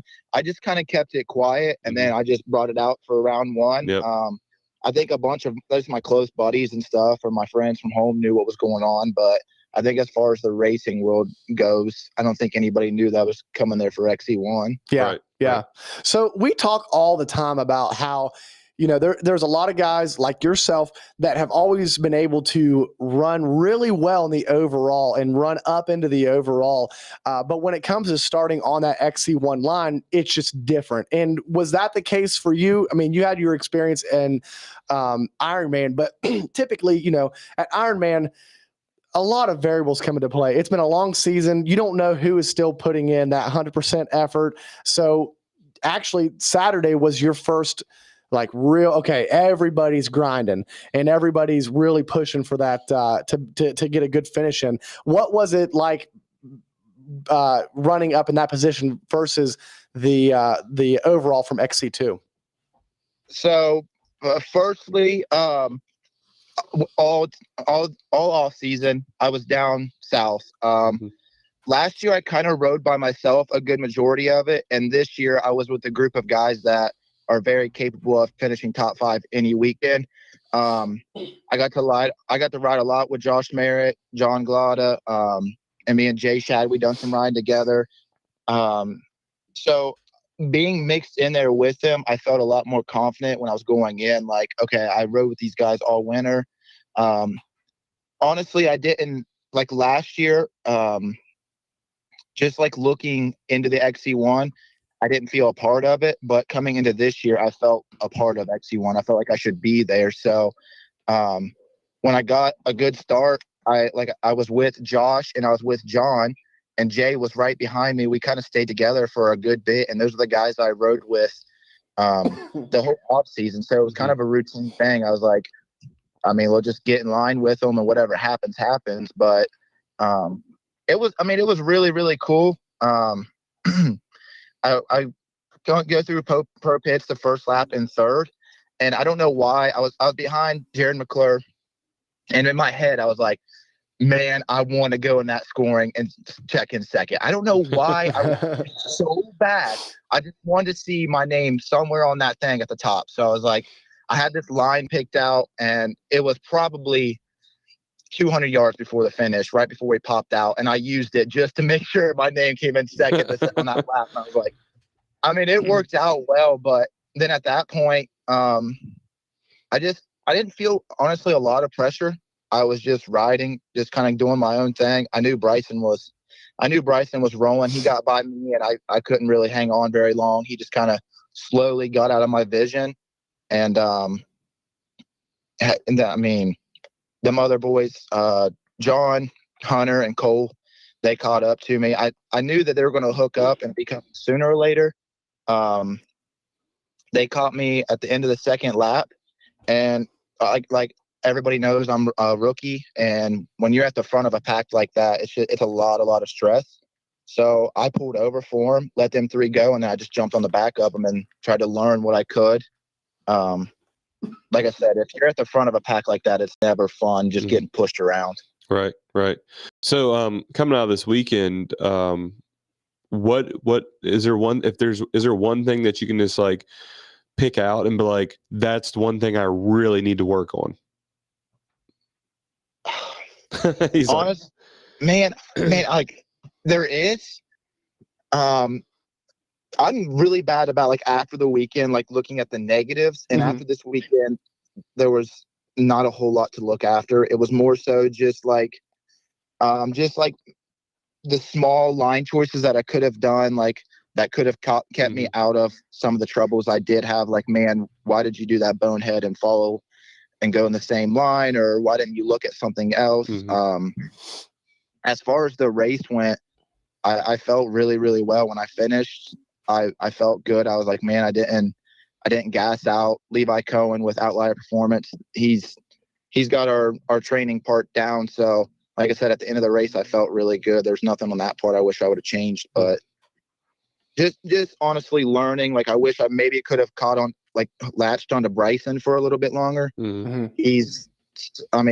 Look at him. He got his stuff down. So maybe just learned a little bit more off of him. Probably would have been a big thing. Yeah. Well, I mean, right now, Bryson, I mean, even last year, I mean, he was just Walker had a hard time like latching onto him at some point in time. So, that's a tall task to go after. But honestly, I really like hearing the strategy of letting those three go by and then tagging on with them and just learning. And honestly, like after reading your post on the your post race post and everything, it just looked like you had a lot of fun, and it was almost like a sigh of relief. Like, man, got that out of the way, and I had fun doing it. And now it's time to really get into the season. Yeah, and first round is always so hard. Like you said, you come in, you don't know who's put the work in. You have no idea where you're going to stack up, what mistakes you're going to make. So first round's always it's a lot of pressure. One of our good buddies, Richard Gorel, he told me before my race, he just came up and he was like, man, just smile the whole time and you'll be where you want to be. And like, I thought about that a lot of going through the race. Like if I'm having fun, then I'm doing it right. But if I'm out there beating myself up, like, man, you're not doing this right, it just never works out for yourself. And there was a lot of I went up the Pro Hill, like one lap, all the fans were cheering. Well, then I started like going crazy. Like that's the stuff that keeps me going, keeps me motivated. Yeah. And honestly, that's like even last year, I think like you're really getting to show your personality a lot, and it's really fun to watch you grow in the sport and watch your personality grow. And speaking of that hill climb, there's a lot of good videos that came out of that hill climb this weekend. It looked there was like a little like that jump was a little At the top, yeah. was a little huckier than it usually is. Yeah, it got eroded away. So like your rear shock would fully compress and kick you almost like over the handlebars, but you're going uphill. So it wasn't, but it definitely got more eroded away. And like when I looked at it before the race, I had the line chosen to the left. Like I'm taking left line. That's the line I want to hit. Well, then come around the first lap, everybody's in a train and hit the right line. So I was like, you know what? I guess that's the line we're hitting. And by the end of the race, I realized that I should have been just taking the left. That's something that I wish I would have just done. I was trusting my left line, and I should have done that myself. But yeah, it was definitely like when I looked at it, I was like, man, that right line looks like crap. But then once everybody else did it, it wasn't too bad. Right. Yeah. It's like one of those things like, shoot, everybody else, all the fast guys are hitting it, so I need to hit it too, right? That's exactly what it was. It was almost peer pressure. I was like, oh, great. Right. I'm sure there's a lot of peer pressure that going on out there during the races.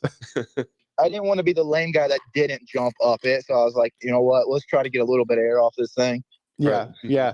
Well, I mean, at that point in time, were you no, you weren't behind Glotta then. No. Because I mean, he usually like throws a whip going up. I mean, that's ridiculous. So that's what happened. Like it's all eroded away. It was just straight rock when you landed. Well, of course, there's a creek at the bottom, so it was super slippery. Mm-hmm. And when John was going up it, I mean, he is the king at jumping that thing. Like, there's been 100 videos of him jumping it. So I was like, oh, heck yeah, he's going to send it to the moon. I'll follow him up. Well, just when he landed, it was so wet. It was nothing that he done. It was just wrong place, wrong time. And I was committed behind him. Yeah. And then I ended up getting stuck there just because like I said, it was super slick. Once you stop on that hill, it's a pain in the butt to get back going. And, yeah, it was not a lot of fun, but it is what it is. Yeah, no doubt. So we're moving into Florida next week, and you've spent a lot of time riding down south this year. Are you looking forward to the sand track? Am I being honest here? You want to hear what you want to hear? We want to hear want honesty. Brutal honesty. I'm not looking forward to it at all. That track, I mean, oh, it sucks. Like, I mean, we trained in it a bunch, so it helps out, but that track just deteriorates so much, and there's only so much you can do to prepare yourself for that. It's a lot of mental, and it's a lot of being able to go full go in that kind of condition for 2 hours. Like, I mean, like I said, you can train all you want on that stuff, but once you get out there, it's a different world. Yeah, sand whoops just sound absolutely miserable. Just 2 hours of sand whoops. So like in Florida, when we stayed down there, we set our own track in, and we got the whoops so pushed together that most of them you could skip. And when you go to that race, you start from the kids all the way up till the end of the day. So the whoops are really, really spaced out. They don't get bunched together like you would like them to. Mm-hmm. So then you can't skip across them. You're kind of like double, single, maybe triple here and there. Like you cannot get no rhythm at that place. Yeah. Plus you probably get sand in places you don't want, right? I mean, on the quad and yourself. Yeah. I was going to say kind of the same thing though. Like when you go to Wild Boar, I feel like if you can get a rhythm going there, then you're good. But as soon as you get out of rhythm, it's tough to like get back up on top of it. Mm. And when you're just going through each dip, by the end of the race, your back is like completely blowed out and you're just done. It's miserable. Is that the real reason your back's blowed out? Fair enough. I'm just messing, Devin. I'm just messing. But yeah, you know, Wyatt's over there dying right now. He is. He doesn't even know what to say. I mean, for somebody that's never been there, they ask you like, "Hey, like, how is this place?" But you don't really understand until you do it. And then you're like 13 miles, 10 miles, whatever it is, of just nonstop whoops. There's no flat spot on that track. Yeah, it's like you go there knowing that it's going to suck and you sign up anyways. That's what it is. Yeah, after the race, you're like, I'm never racing here again. And then next year rolls around and it's like, damn it, we got to do it. Devin's like, how At many? least you get. Go ahead. Go for it. I was just like, how many drop rounds do I get? Yeah. I already used it. You get like a year break to rethink about it. You're like, man, maybe it wasn't that bad. And then the next day, you're like, no, it was just as bad. 8,000 people running to something they hate. Just going to pay money to do something they don't like. I love it. Sounds like going to the gym. So why we've been getting a ton of hashtag dirt nasties in the comments section. I just want to let you know that. I haven't even. Oh, okay. I am on here now. I didn't have the comments pulled up. Okay. I see quite a few dirt nasties. I don't know what dirt nasty means. What's up with this? Well, this is Wyatt's thing. Okay. But before we get into him giving you the background on it, it is on his helmet. Mhm. And his helmet was badass this weekend. He did a retro helmet design. Yeah. So he can tell you about it, but it was sweet. Yeah, I'll hit the helmet first. Okay. So my race bike is based off of a Nax 250R. I haven't posted pictures. I was going to do that tonight, but I just ended up not getting to it. Mhm. So I found a Nax 250R that Lone Star replicated. Oh yeah. And then I just based my bike off of that. So it was a 90s throwback kind of quad. So I was like, you know what? My dad's helmet fit the suit really well. And I just went with it. It turned out so sick. Like it is like a sore thumb. You can see it everywhere, but it's special. It's definitely cool to me. That's awesome. And that's the best part, man, is the sticking out like a sore thumb. Mm-hmm. Like I love when I can see, like we can see like your guys' style and pretty well pick you guys out. If like you guys were all dressed the same, riding the same bike, a lot of times we can pick you guys out. But like when you first see somebody and you can instantly like, okay, that helmet, you know what I mean? Like it's cool to be able to recognize you guys for stuff like that. So I'm all here for some standout colors and stuff. I'm here for the retro stuff too, Oh, man. yeah, When he's saying like Nax 250R, I'm like, dude, that brings back so many memories when I was a kid, just watching all the 250Rs roll around the track and stuff. I wasn't even alive for most of that. Yeah, well, And I know why it wasn't. Well, my biggest thing was like always on like ATV off-road Fury and stuff, there was always Nax like Duncan bikes. So like I thought that was the coolest quad in the world. So when I came up with one, I was like, you know what, first XC1 bike, why not do a throwback kind of bike? Yeah. Man, was that not the best game too? Oh, it was. The soundtrack and all. Yeah. I played the crap out of that thing. Take me back to that right now. Well, so about the helmet, there was this kid. He come up and I had my quad setting up, I had my table setting up, and like this kid came up to me and he was like asking me about my stuff, and he was like, is that your helmet? And I was like, yeah, that's it.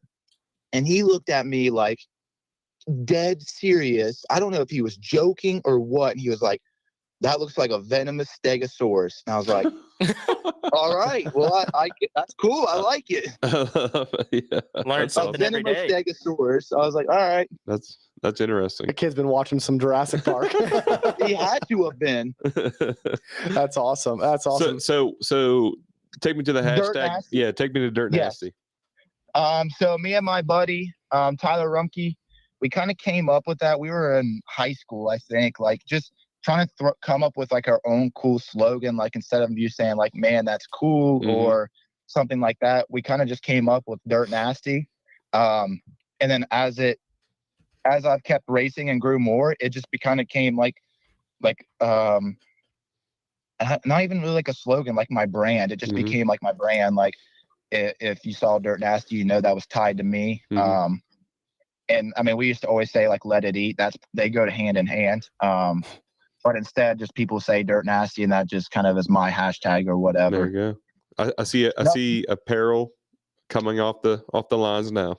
With Dirt Nasty. I mean, I've got into it a little bit. I've been kind of trying to hint at that kind of stuff a little bit. It'd be cool to start making some different T-shirts and stuff like that. But Or you keep putting in runs like you did over the weekend, you're gonna need something to throw off the podium. Yeah, no kidding. So like when I went out for my introduction, I had like all kinds of stuff to throw, and I get so like it seems like it's very simple. Just reach in the back and throw it. Well, every time I do it, I either grab like 6 things at once, or when I do throw it, it doesn't make nowhere near the fan. So everybody's running out the track trying to get it. And like this past weekend, I was trying to throw it and I accidentally let out the clutch and I stalled it. Well, then all of my stuff fell on my Nerf bar. So then I was like driving to the line, reaching down on my Nerf bars and throwing it over my head. Like, man, it's not very picture perfect. You could always talk to Adam. He's like throws moon pies and all kinds of stuff. He's seat surfing, everything else. He needs seat surf it and everything. So like at Ironman, my girlfriend, she had it down to a point. She had all of them like rubber banded together. So I was throwing them. I was freaking hucking them things. But this time I decided to take it in my own hands, and I can tell you I'm not very good at it because it was not going out as planned. That's awesome. It's always those little things that we don't appreciate. So what's it like? Is being introduced, for the first couple of times, is that like a dream come true? Is that like something that you when you were a little kid you saw yourself looking at in the future doing? It's crazy. Because as it so before when I love when they have somebody sing the national anthem, like when it's not the recording, it's somebody else. So as that's going on, I don't know why I always get emotional, because when I think of the national anthem, I think of racing. And so when this woman was singing, I mean, I hit it pretty well, but I had tears in my eyes. I was like, man, I'm really about to do this. Like, I'm up here. This is what I've always wanted to do. But then when it come to the time of them calling me out, it just flew by. And then I didn't realize it until afterwards, looking back at the pictures, like how cool it actually was. Like once they called my name, I was race game, ready to roll. But like I said, I have pictures of me like throwing stuff and just seeing like, there's just one picture I might end up posting it, like the kids looking at the stuff in the air, like how happy they were. At one time I was that kid, and it's just like, it's really cool to be on the opposite side now. Yeah. That's awesome. Yeah. And it's cool to be able to talk to you like as you're going through that transition and be able to get that story. It's really cool to hear that. And we just had a comment from Doug Kirk saying that you need a t-shirt gun. That would be sick. Yeah. Like, okay, I'm not lying. I have looked into those. I swear I have been looking for them, but they are so expensive. I was going to say expensive. Yeah. Make a homemade one. Make a homemade like a potato gun. Yeah, potato gun. Yeah. No, I really did think about trying to make a potato gun, but I was like, I'll catch a shirt on fire and shoot it into the crowd. Flaming balls of fire. You know what'll happen? You can rent the t-shirt guns, but it's like, I think it's a couple $100 a weekend. Otherwise, they're several $1,000. I have looked at them. Man, I think it would only fit the hashtag dirt nasty if we had a homemade one. Right? It's a homemade that, like, when I do put the PVC together and I shoot it for the first time, it just obliterates everywhere. Only put one t-shirt in it at a time though. Yeah. Just machine gun it. I can already see what's going to happen though. He's going to get this t-shirt gun, or he's going to make one. And then he's going to go trying to shoot T-shirts at people and knock out some little kid because it's got so much power behind it. And then GNCC will be like, "Oh, no more guns. Sorry, can't do it." My aim will be, I'll be like shaking, or I'll stall my clutch right before it's coming out and just beam somebody. Yeah. But here's the thing, though. To your point, Devin. So Stu is going to go down in history for being the reason why you can't loop out at the finish line, right? Yeah. So. You can go down in history for not being allowed to have potato guns on the start line. It's one of those things. It's like what is it? Heroes never die, but legends live forever. Yeah. It's like that's be a legend. You could be the first and last person to do it. Yeah. Later on in my life, I could when I have a kid or something, I can pull up the rule book and I can go to rule number 49, no potato gun. Like, that was me. That's me. Yeah, No regrets. exactly. No regrets. So the only two things that if you end up doing it, you have to put #DirtNasty on it. Okay. And because we talked about it on here, we need to throw a split line sticker on it. That's perfect. That's perfect. Oh shoot. And maybe a split line butt patch, because that's been a topic of That's conversations. crazy. Hey, A butt patch? Yeah. Yeah. We kind of just like were joking about it last week, and then people were talking about wanting split line butt patches in the comments now. So that'd be fun. I mean, if the people want it, That's right. Give the people what they want. Yeah. Listen, If you make them, they will come. They will. Well, They will.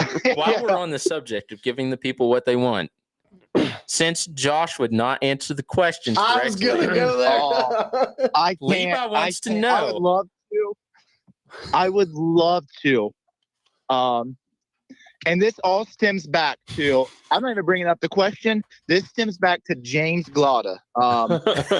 He hung out with the wrong group of guys all the way down there in South. We could tell him whatever we wanted and he would believe it. And the tree is just one thing that James really honestly believed that should have not been believable. But that's something I probably shouldn't say. I would rather say in person. Yeah. I gotcha. Okay. I gotcha. Fair enough. What- Earmuffs. We'll just get James. If James just lets it out of the bag, then that's not anybody else's responsibility, right? Well, I would love if James told you guys. because that's the thing is all of you guys would love it if the other person told us. Told us, right? But Yeah. I was kind of wondering if this question was going to come up or if it was going to get looked over. no, I've been We thinking about it. were all thinking it. We Yeah, knew it I was figured- coming. because you're the one that started it. Right. Yeah. You brought it up in the comments, and then when we were on the phone with Josh, we heard you laughing in the background. It was like, I felt bad for Josh. I'm glad I'm not with him right now because, like, just a group of guys, like all of us in there. First off, we're just not very bright, and we all pick on each other. So when he was getting his call, we were all in there like.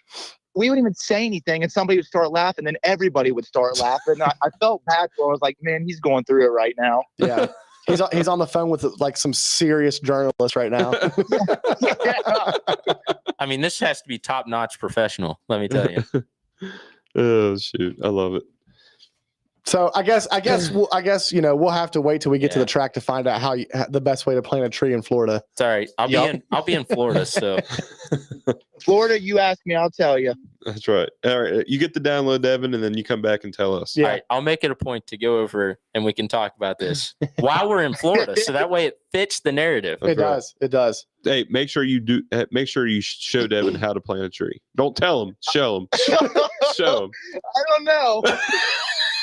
I don't. See, Braden's trying to figure it out just by these like little subtle comments he's making. He's trying to figure it out what it is. He is. He's trying to hint at it. I think I'm good with you just telling me.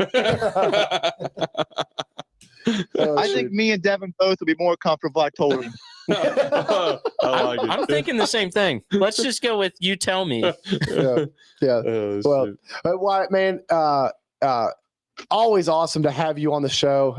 Really pumped to see how you did this year, or how you did this this first race, and it's cool to hear how much fun you're having this season. Mhm. And I know I'm really looking forward to seeing what 2023 brings you.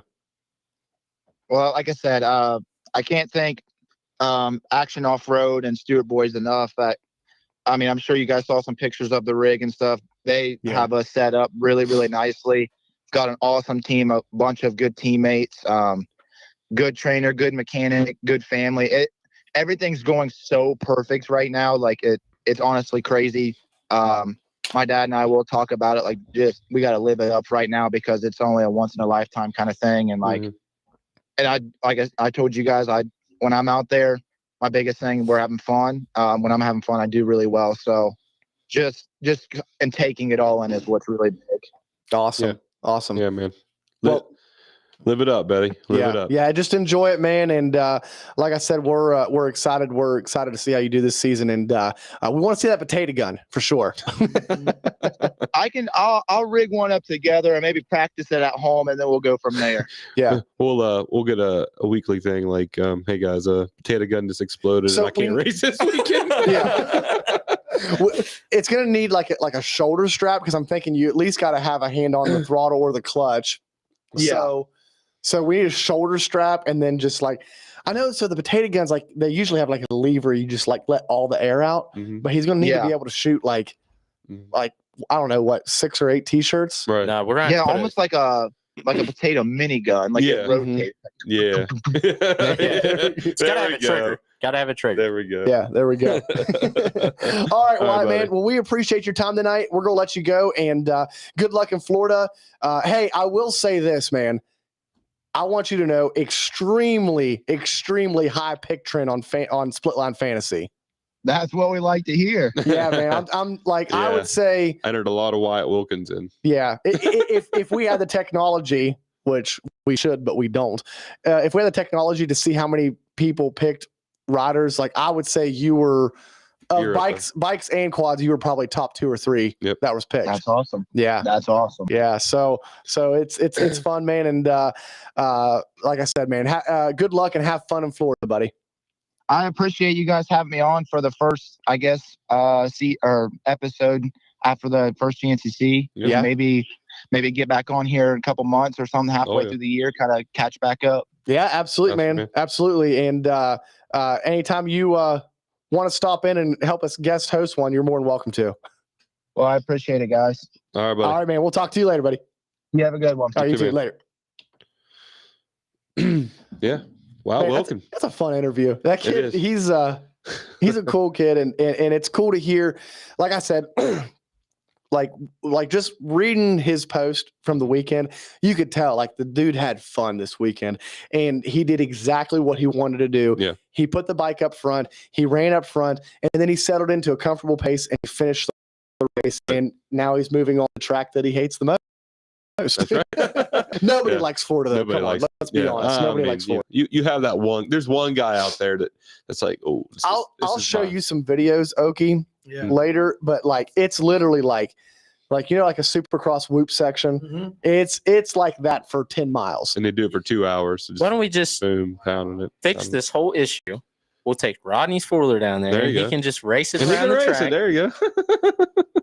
That's not the one I would want to come That's not the to. one. No. So real quick, I want to talk about man, Hunter Hart. He rode his butt off. Yeah, he did. He rode his butt off Yeah. to get that third place. Yeah. He was clear back in like, I want to say like 9th at Mhm. one time, Mm-hmm. maybe even 10th, Mm-hmm.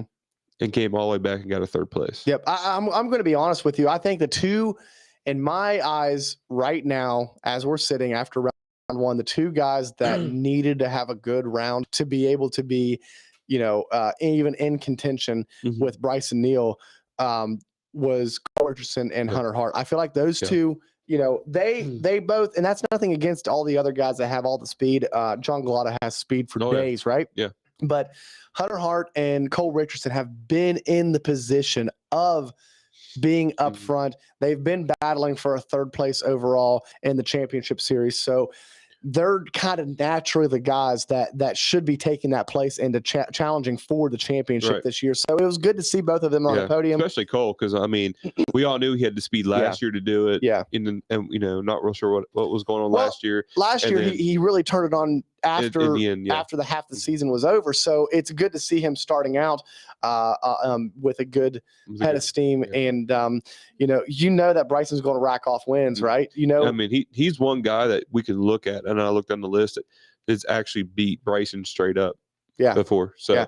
Like we've always said, when it was, a couple years ago when Walker was still like being able to run away from everybody, it was the Bryson and Cole Richardson, Mhm. like those guys were the guys that were trying to catch him together pretty much. They were Right. together almost every single race trying to catch Walker. Mhm. And now, unfortunately with Walker being hurt right now and out, like those guys have to feel like, okay, I got to be the one to settle into that slot and go after Bryson. Right. Yeah. I mean, that's what we expected with somebody else. Like I said, Neil was going to come out swinging hard, and then Hunter Hart always looks good. I'm curious to see who that third place guy was going to be. Yeah. And honestly, it could have been John Glotta or Hunter Hart. Hunter just worked his butt off to get up there, and he got the third place. But John Glotta was riding awesome up there. So don't count him out for a podium coming up here in round 2. Yeah. How many riders did we kind of agree on that we thought was going to take wins this year? Ooh, like on the quad side? Yeah. Devin was pretty high on numbers. I said 4. And I think I was going like 2. I think I said 3. 2 or 3. Because when Walker comes back, we're not sure exactly when that's going to be. Could be in Florida. Could be, I don't know when. But when Walker comes back, he's obviously going to be, go straight to contention on winning races, right? Right. I really I miss that battle right now. Yeah. Because I was really looking forward to Bryson and Walker this year. But I'm really excited to see these guys step up as well. Mm-hmm. And I think that I still think that there could be, 3. I'm sticking with Jay Shad. I'm standing behind it. He will win one this year. Yeah. Yeah. Do we think that our guest Wyatt can get on the podium this year? Oh yeah. If he keeps riding like kidding that. me? Yeah. Keeps riding like that. No, I'm not. I'm okay. I'm a podcast host. Listen, I'm throwing out obvious questions. Where's the last? All right. So, just dive into history books here. Who was the last rookie to get on the podium their rookie year? Hunter? Yeah. Let me think. Oh, Hunter? I'm thinking Hunter, but I don't know. Did he do it his rookie year? Yeah, I'm pretty sure. Is that the one in Ironman where he won? Yeah. Hunter did it. He did. Was that his rookie year? He won Ironman. I think that was his sophomore year. Yeah, it might have been his sophomore. I can't remember. Hunter might have been the last one to do it. That's right. So, not very many people do it the rookie year. You know what I mean? Yeah, but he's not a true rookie. Who? Jay Shad. Because that's what. We're talking I know. about I'm Wyatt. saying that's what started this here, and then we went into Wyatt. So Wyatt's a true. Wyatt. Okay, I'm just saying Wyatt's a true rookie. Wyatt's a true rookie. Jay's not a true rookie. I love Jay. Jay's he's awesome a friend of the show, but he is not a rookie. But the big thing that I'm getting to here is Wyatt has been training with Jay, who already knows what it takes to be there. Yeah. And then obviously he's got to ride with these other guys like Josh and everybody else that's been there. But he comes out with a start like that and then is in second place at the beginning of the race. He's definitely going to get on the podium. Right. Yeah. Now, I'm just saying, first race. You know what I mean? It's the way it is. First race, second race. I'm not saying nothing. I'm just. What are you talking about? So he's saying that he did it because he was pumped up for his first race, man. It's only race 1. I mean, we go to Supercross. Like we go to Supercross, and race 1 is like, okay. You know what I mean? Like, what'd Stu say last week? He said after like the first 4 rounds, 4 or 5, that's when you know who you'll have. Yeah, he also said that he was not going to do worth the crap at the first round too. So right. I mean, I'm just throwing that out there. There could be some stipulations. Devin's so mad about Stu screwing up his. He was so mad about Stu screwing up his fantasy team that he just didn't even pick the fantasy team. Yeah, he just threw it in. So you know what? This is bull crap. No, I mean I think he can definitely do it. I get what you're saying about first round, but I mean if he comes out and does it again, that should be pretty convincing that he can be there. Right. Yeah. So you get you might get lucky once, but you ain't getting lucky twice. Right. That's what I'm saying. I'm not saying it was luck at all. I'm just saying round 1.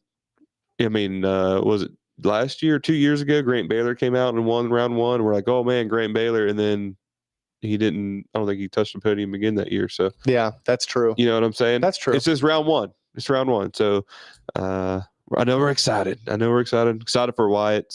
Excited for everybody out there. But it's just round 1. So here's the thing with Wyatt though. Like I look at Wyatt as yeah, he's a rookie, but man, he's a big, strong kid. Yeah, Like he looks to like he's got the look that I think that he really is going to be able to be up there and contend.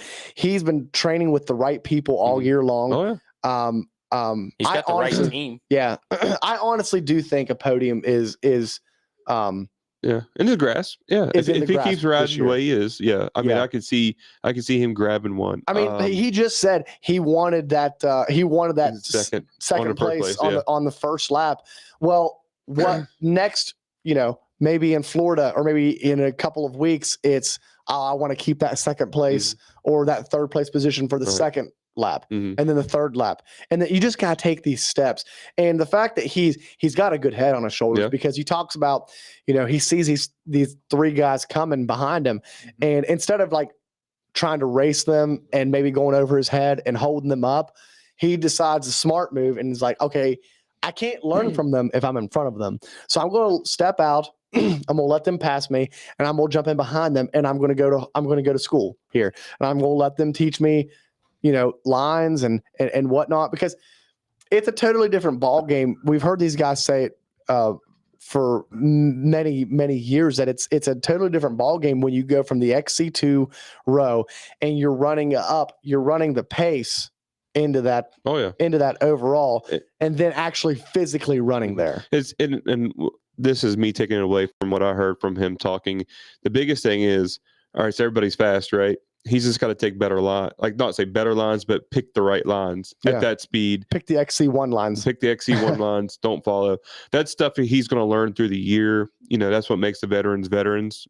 Makes them really tough at the end of the year. So I think once he works and sorts that all out and gets that figured out, and he'll be fine. You know what I mean? Yeah, I agree. I think if he gets on the podium, good celebration of that is GNCC should let him go and autograph the banner for the podium and put hashtag Dirt Nasty on it. I mean, what else are you going to do? You got to come up with something, right? I mean, do a shoey. I think the best way of celebrating at this point in time is to try to figure out a way to get yourself in the rule book. Potato guns. If you can get yourself in the rule book, then you've done a good celebration. Yeah. So, Okie, how are we going to get you to one of these races someday? Well, I was actually looking at some of them and seeing, like last week's game was 4 hours from my house.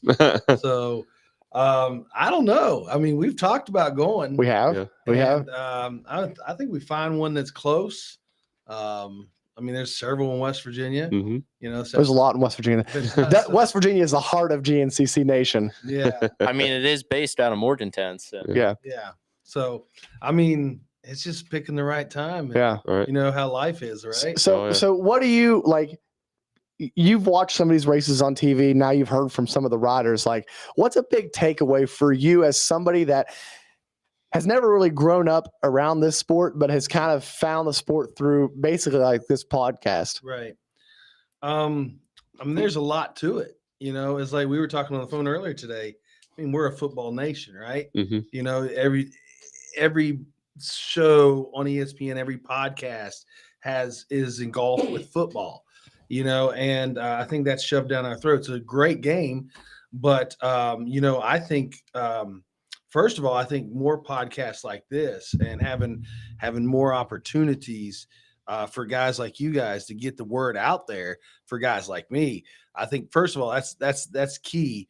But honestly, like the takeaway from this is a huge community that it's kind of like it's kind of like hidden. You know what I'm saying? Mhm. It's like, and that entices me. You know what I'm saying? It's like it's something that I've never, like you said, I haven't grown up around, Right. And I've never raced. And I mean, other than racing you back on the woods, but nonetheless, I mean, to me, it's like this huge community that's kind of off to themselves. And I remember like when X Games hit the scene, like that's what that was like, and now you see what that's become, Right. Which was a little disappointing this past winter. Anyways, that's not the point.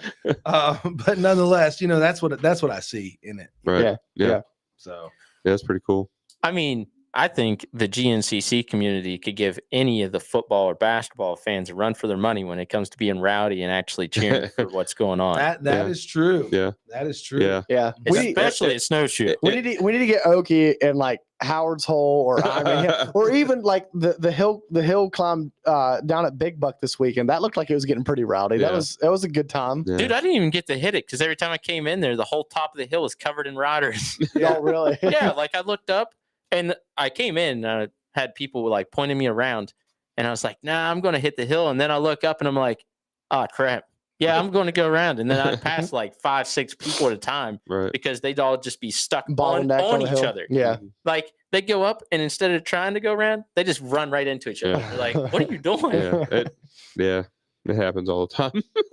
But I think if he is going to go to a GNCC, Howard's Hole is definitely the place to get him into. Now, where's Howard's Hole? at? Snowshoe. Snowshoe. Yeah. Oh, yeah. Gotta get a snowshoe. Gotcha. I'll send you some snowshoe videos. Isaiah White will take you right down in the heart. I guarantee it. Where's Isaiah? Is he in here tonight? I've not seen Isaiah in the comments tonight. He must Or be. have I? Maybe he I must have. be I think he was on at the very beginning. Oh, there he is. There So he he is. must be freeing the sign. Yeah, he said He's getting. he commented and said Wyatt solely saved my fantasy team. Yeah.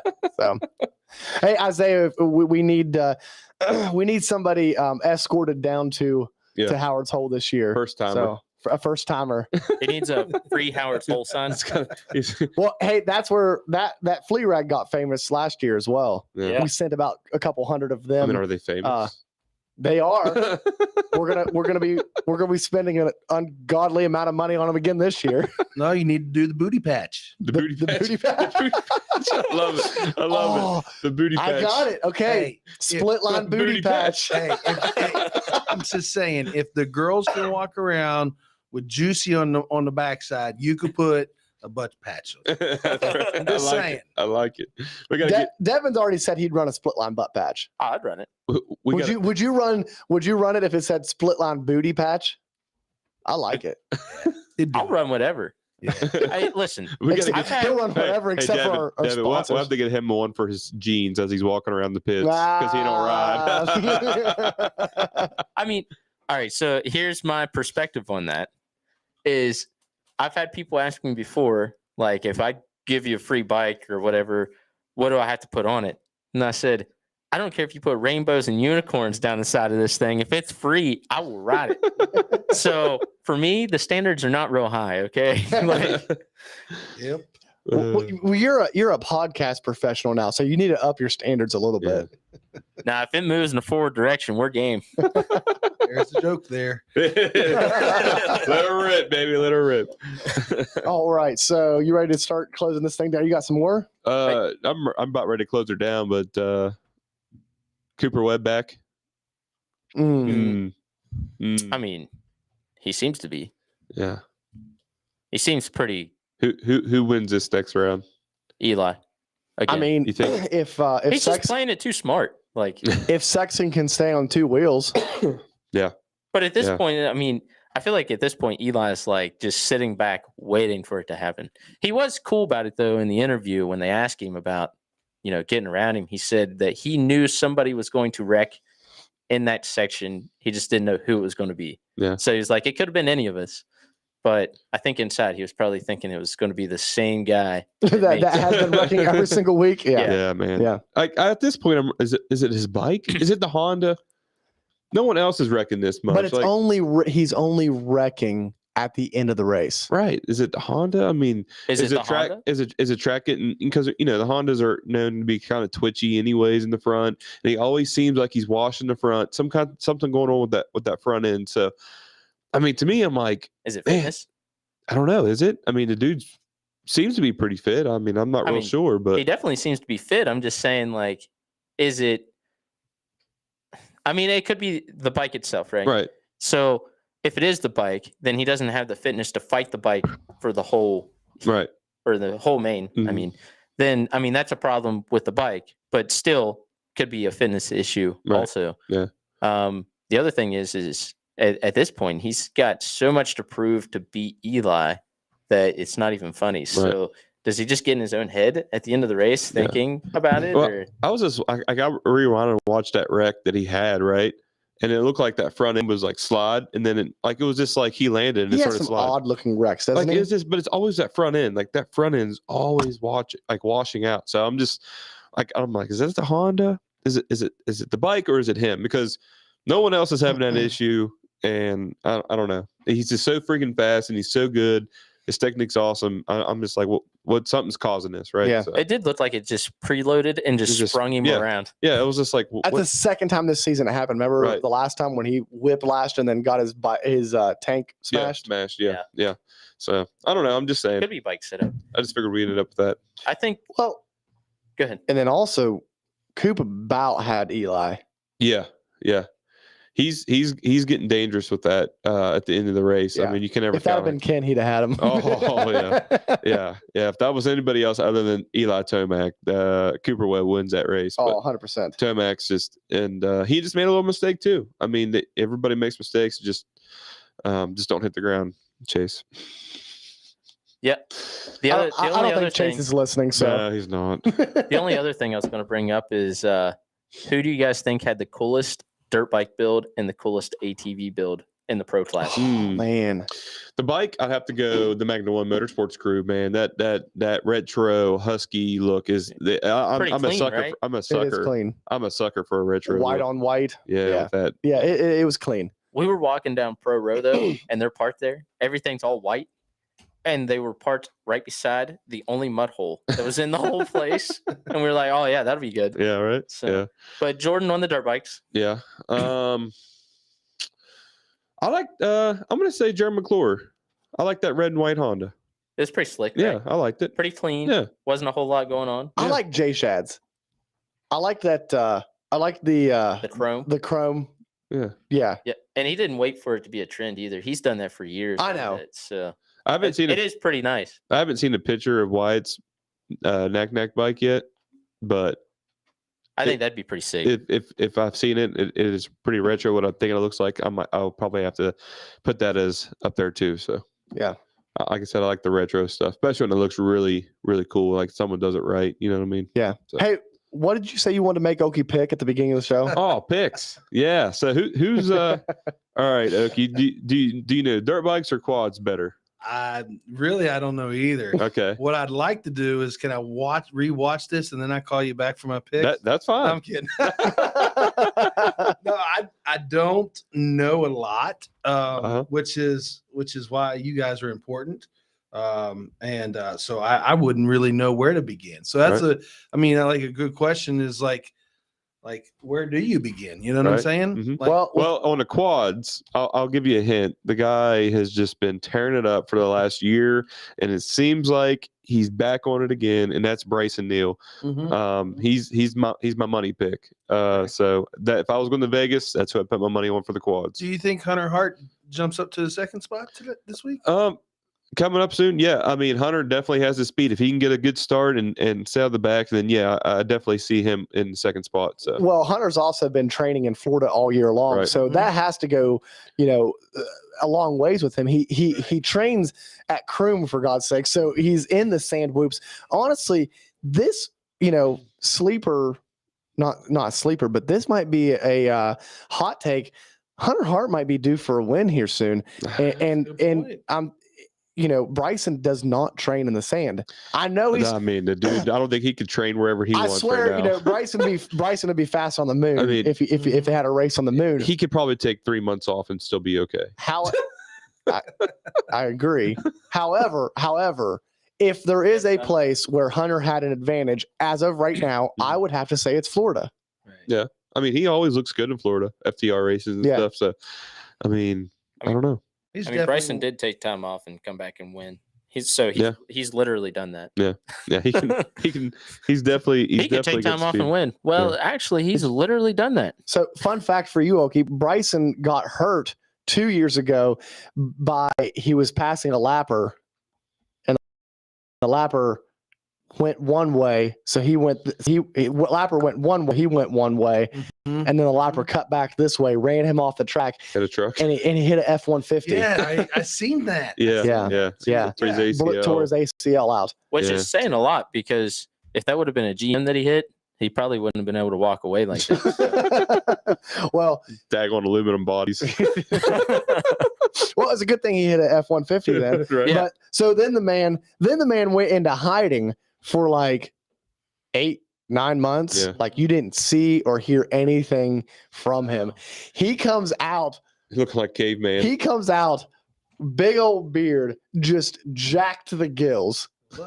Looking like Thor. I always joke around. It looked like he went and locked himself in a cave and just lifted rocks. You know who does that in the NFL, right? Who? McCaffrey? No. Oh gosh, I mean, this is Liver King? No. Green Bay's. I got Aaron Rodgers. Aaron Rodgers, yeah. Yeah, he's a little weird.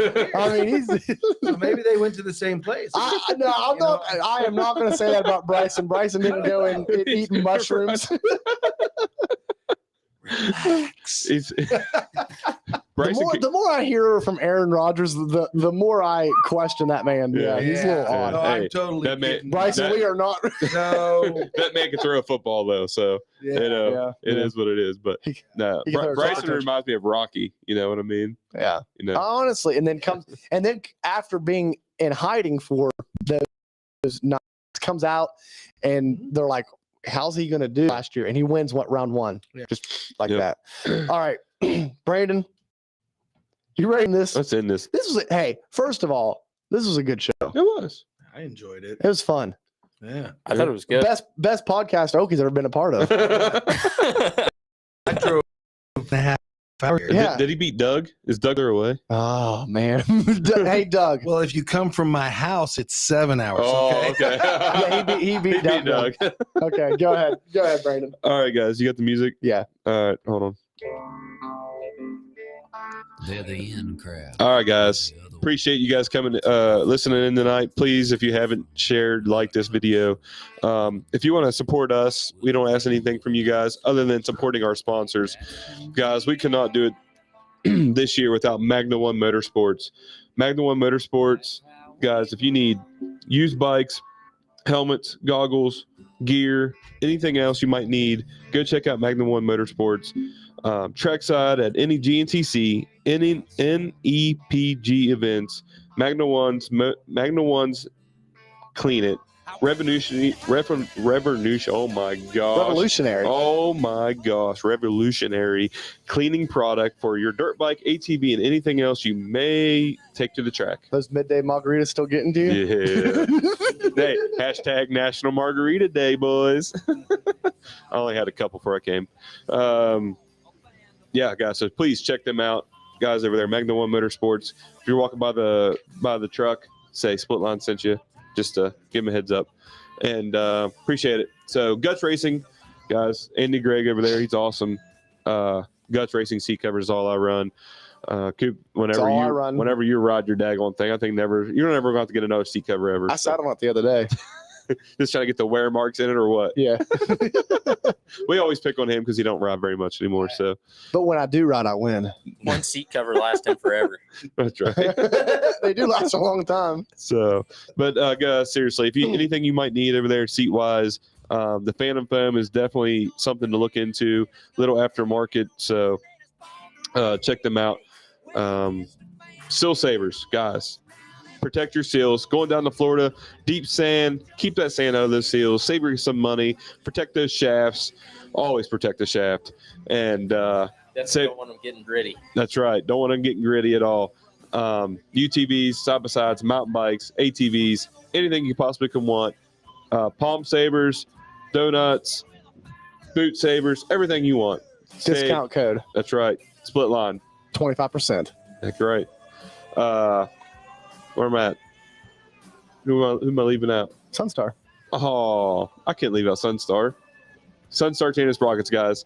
If you ain't running them, you're not going to be on the podium. That's just all I got to say. You may not finish the race. That's right. You probably will not finish the race. I guarantee you, I'd almost say that almost the XC1 podium this weekend was Sunstar, but at least two I know of. If you do run them, you can finish multiple races. That's right. Like 12. All year long on one set. No, guys, seriously, check them out over there. They're pretty much anything that's all I run. It's all I rely on.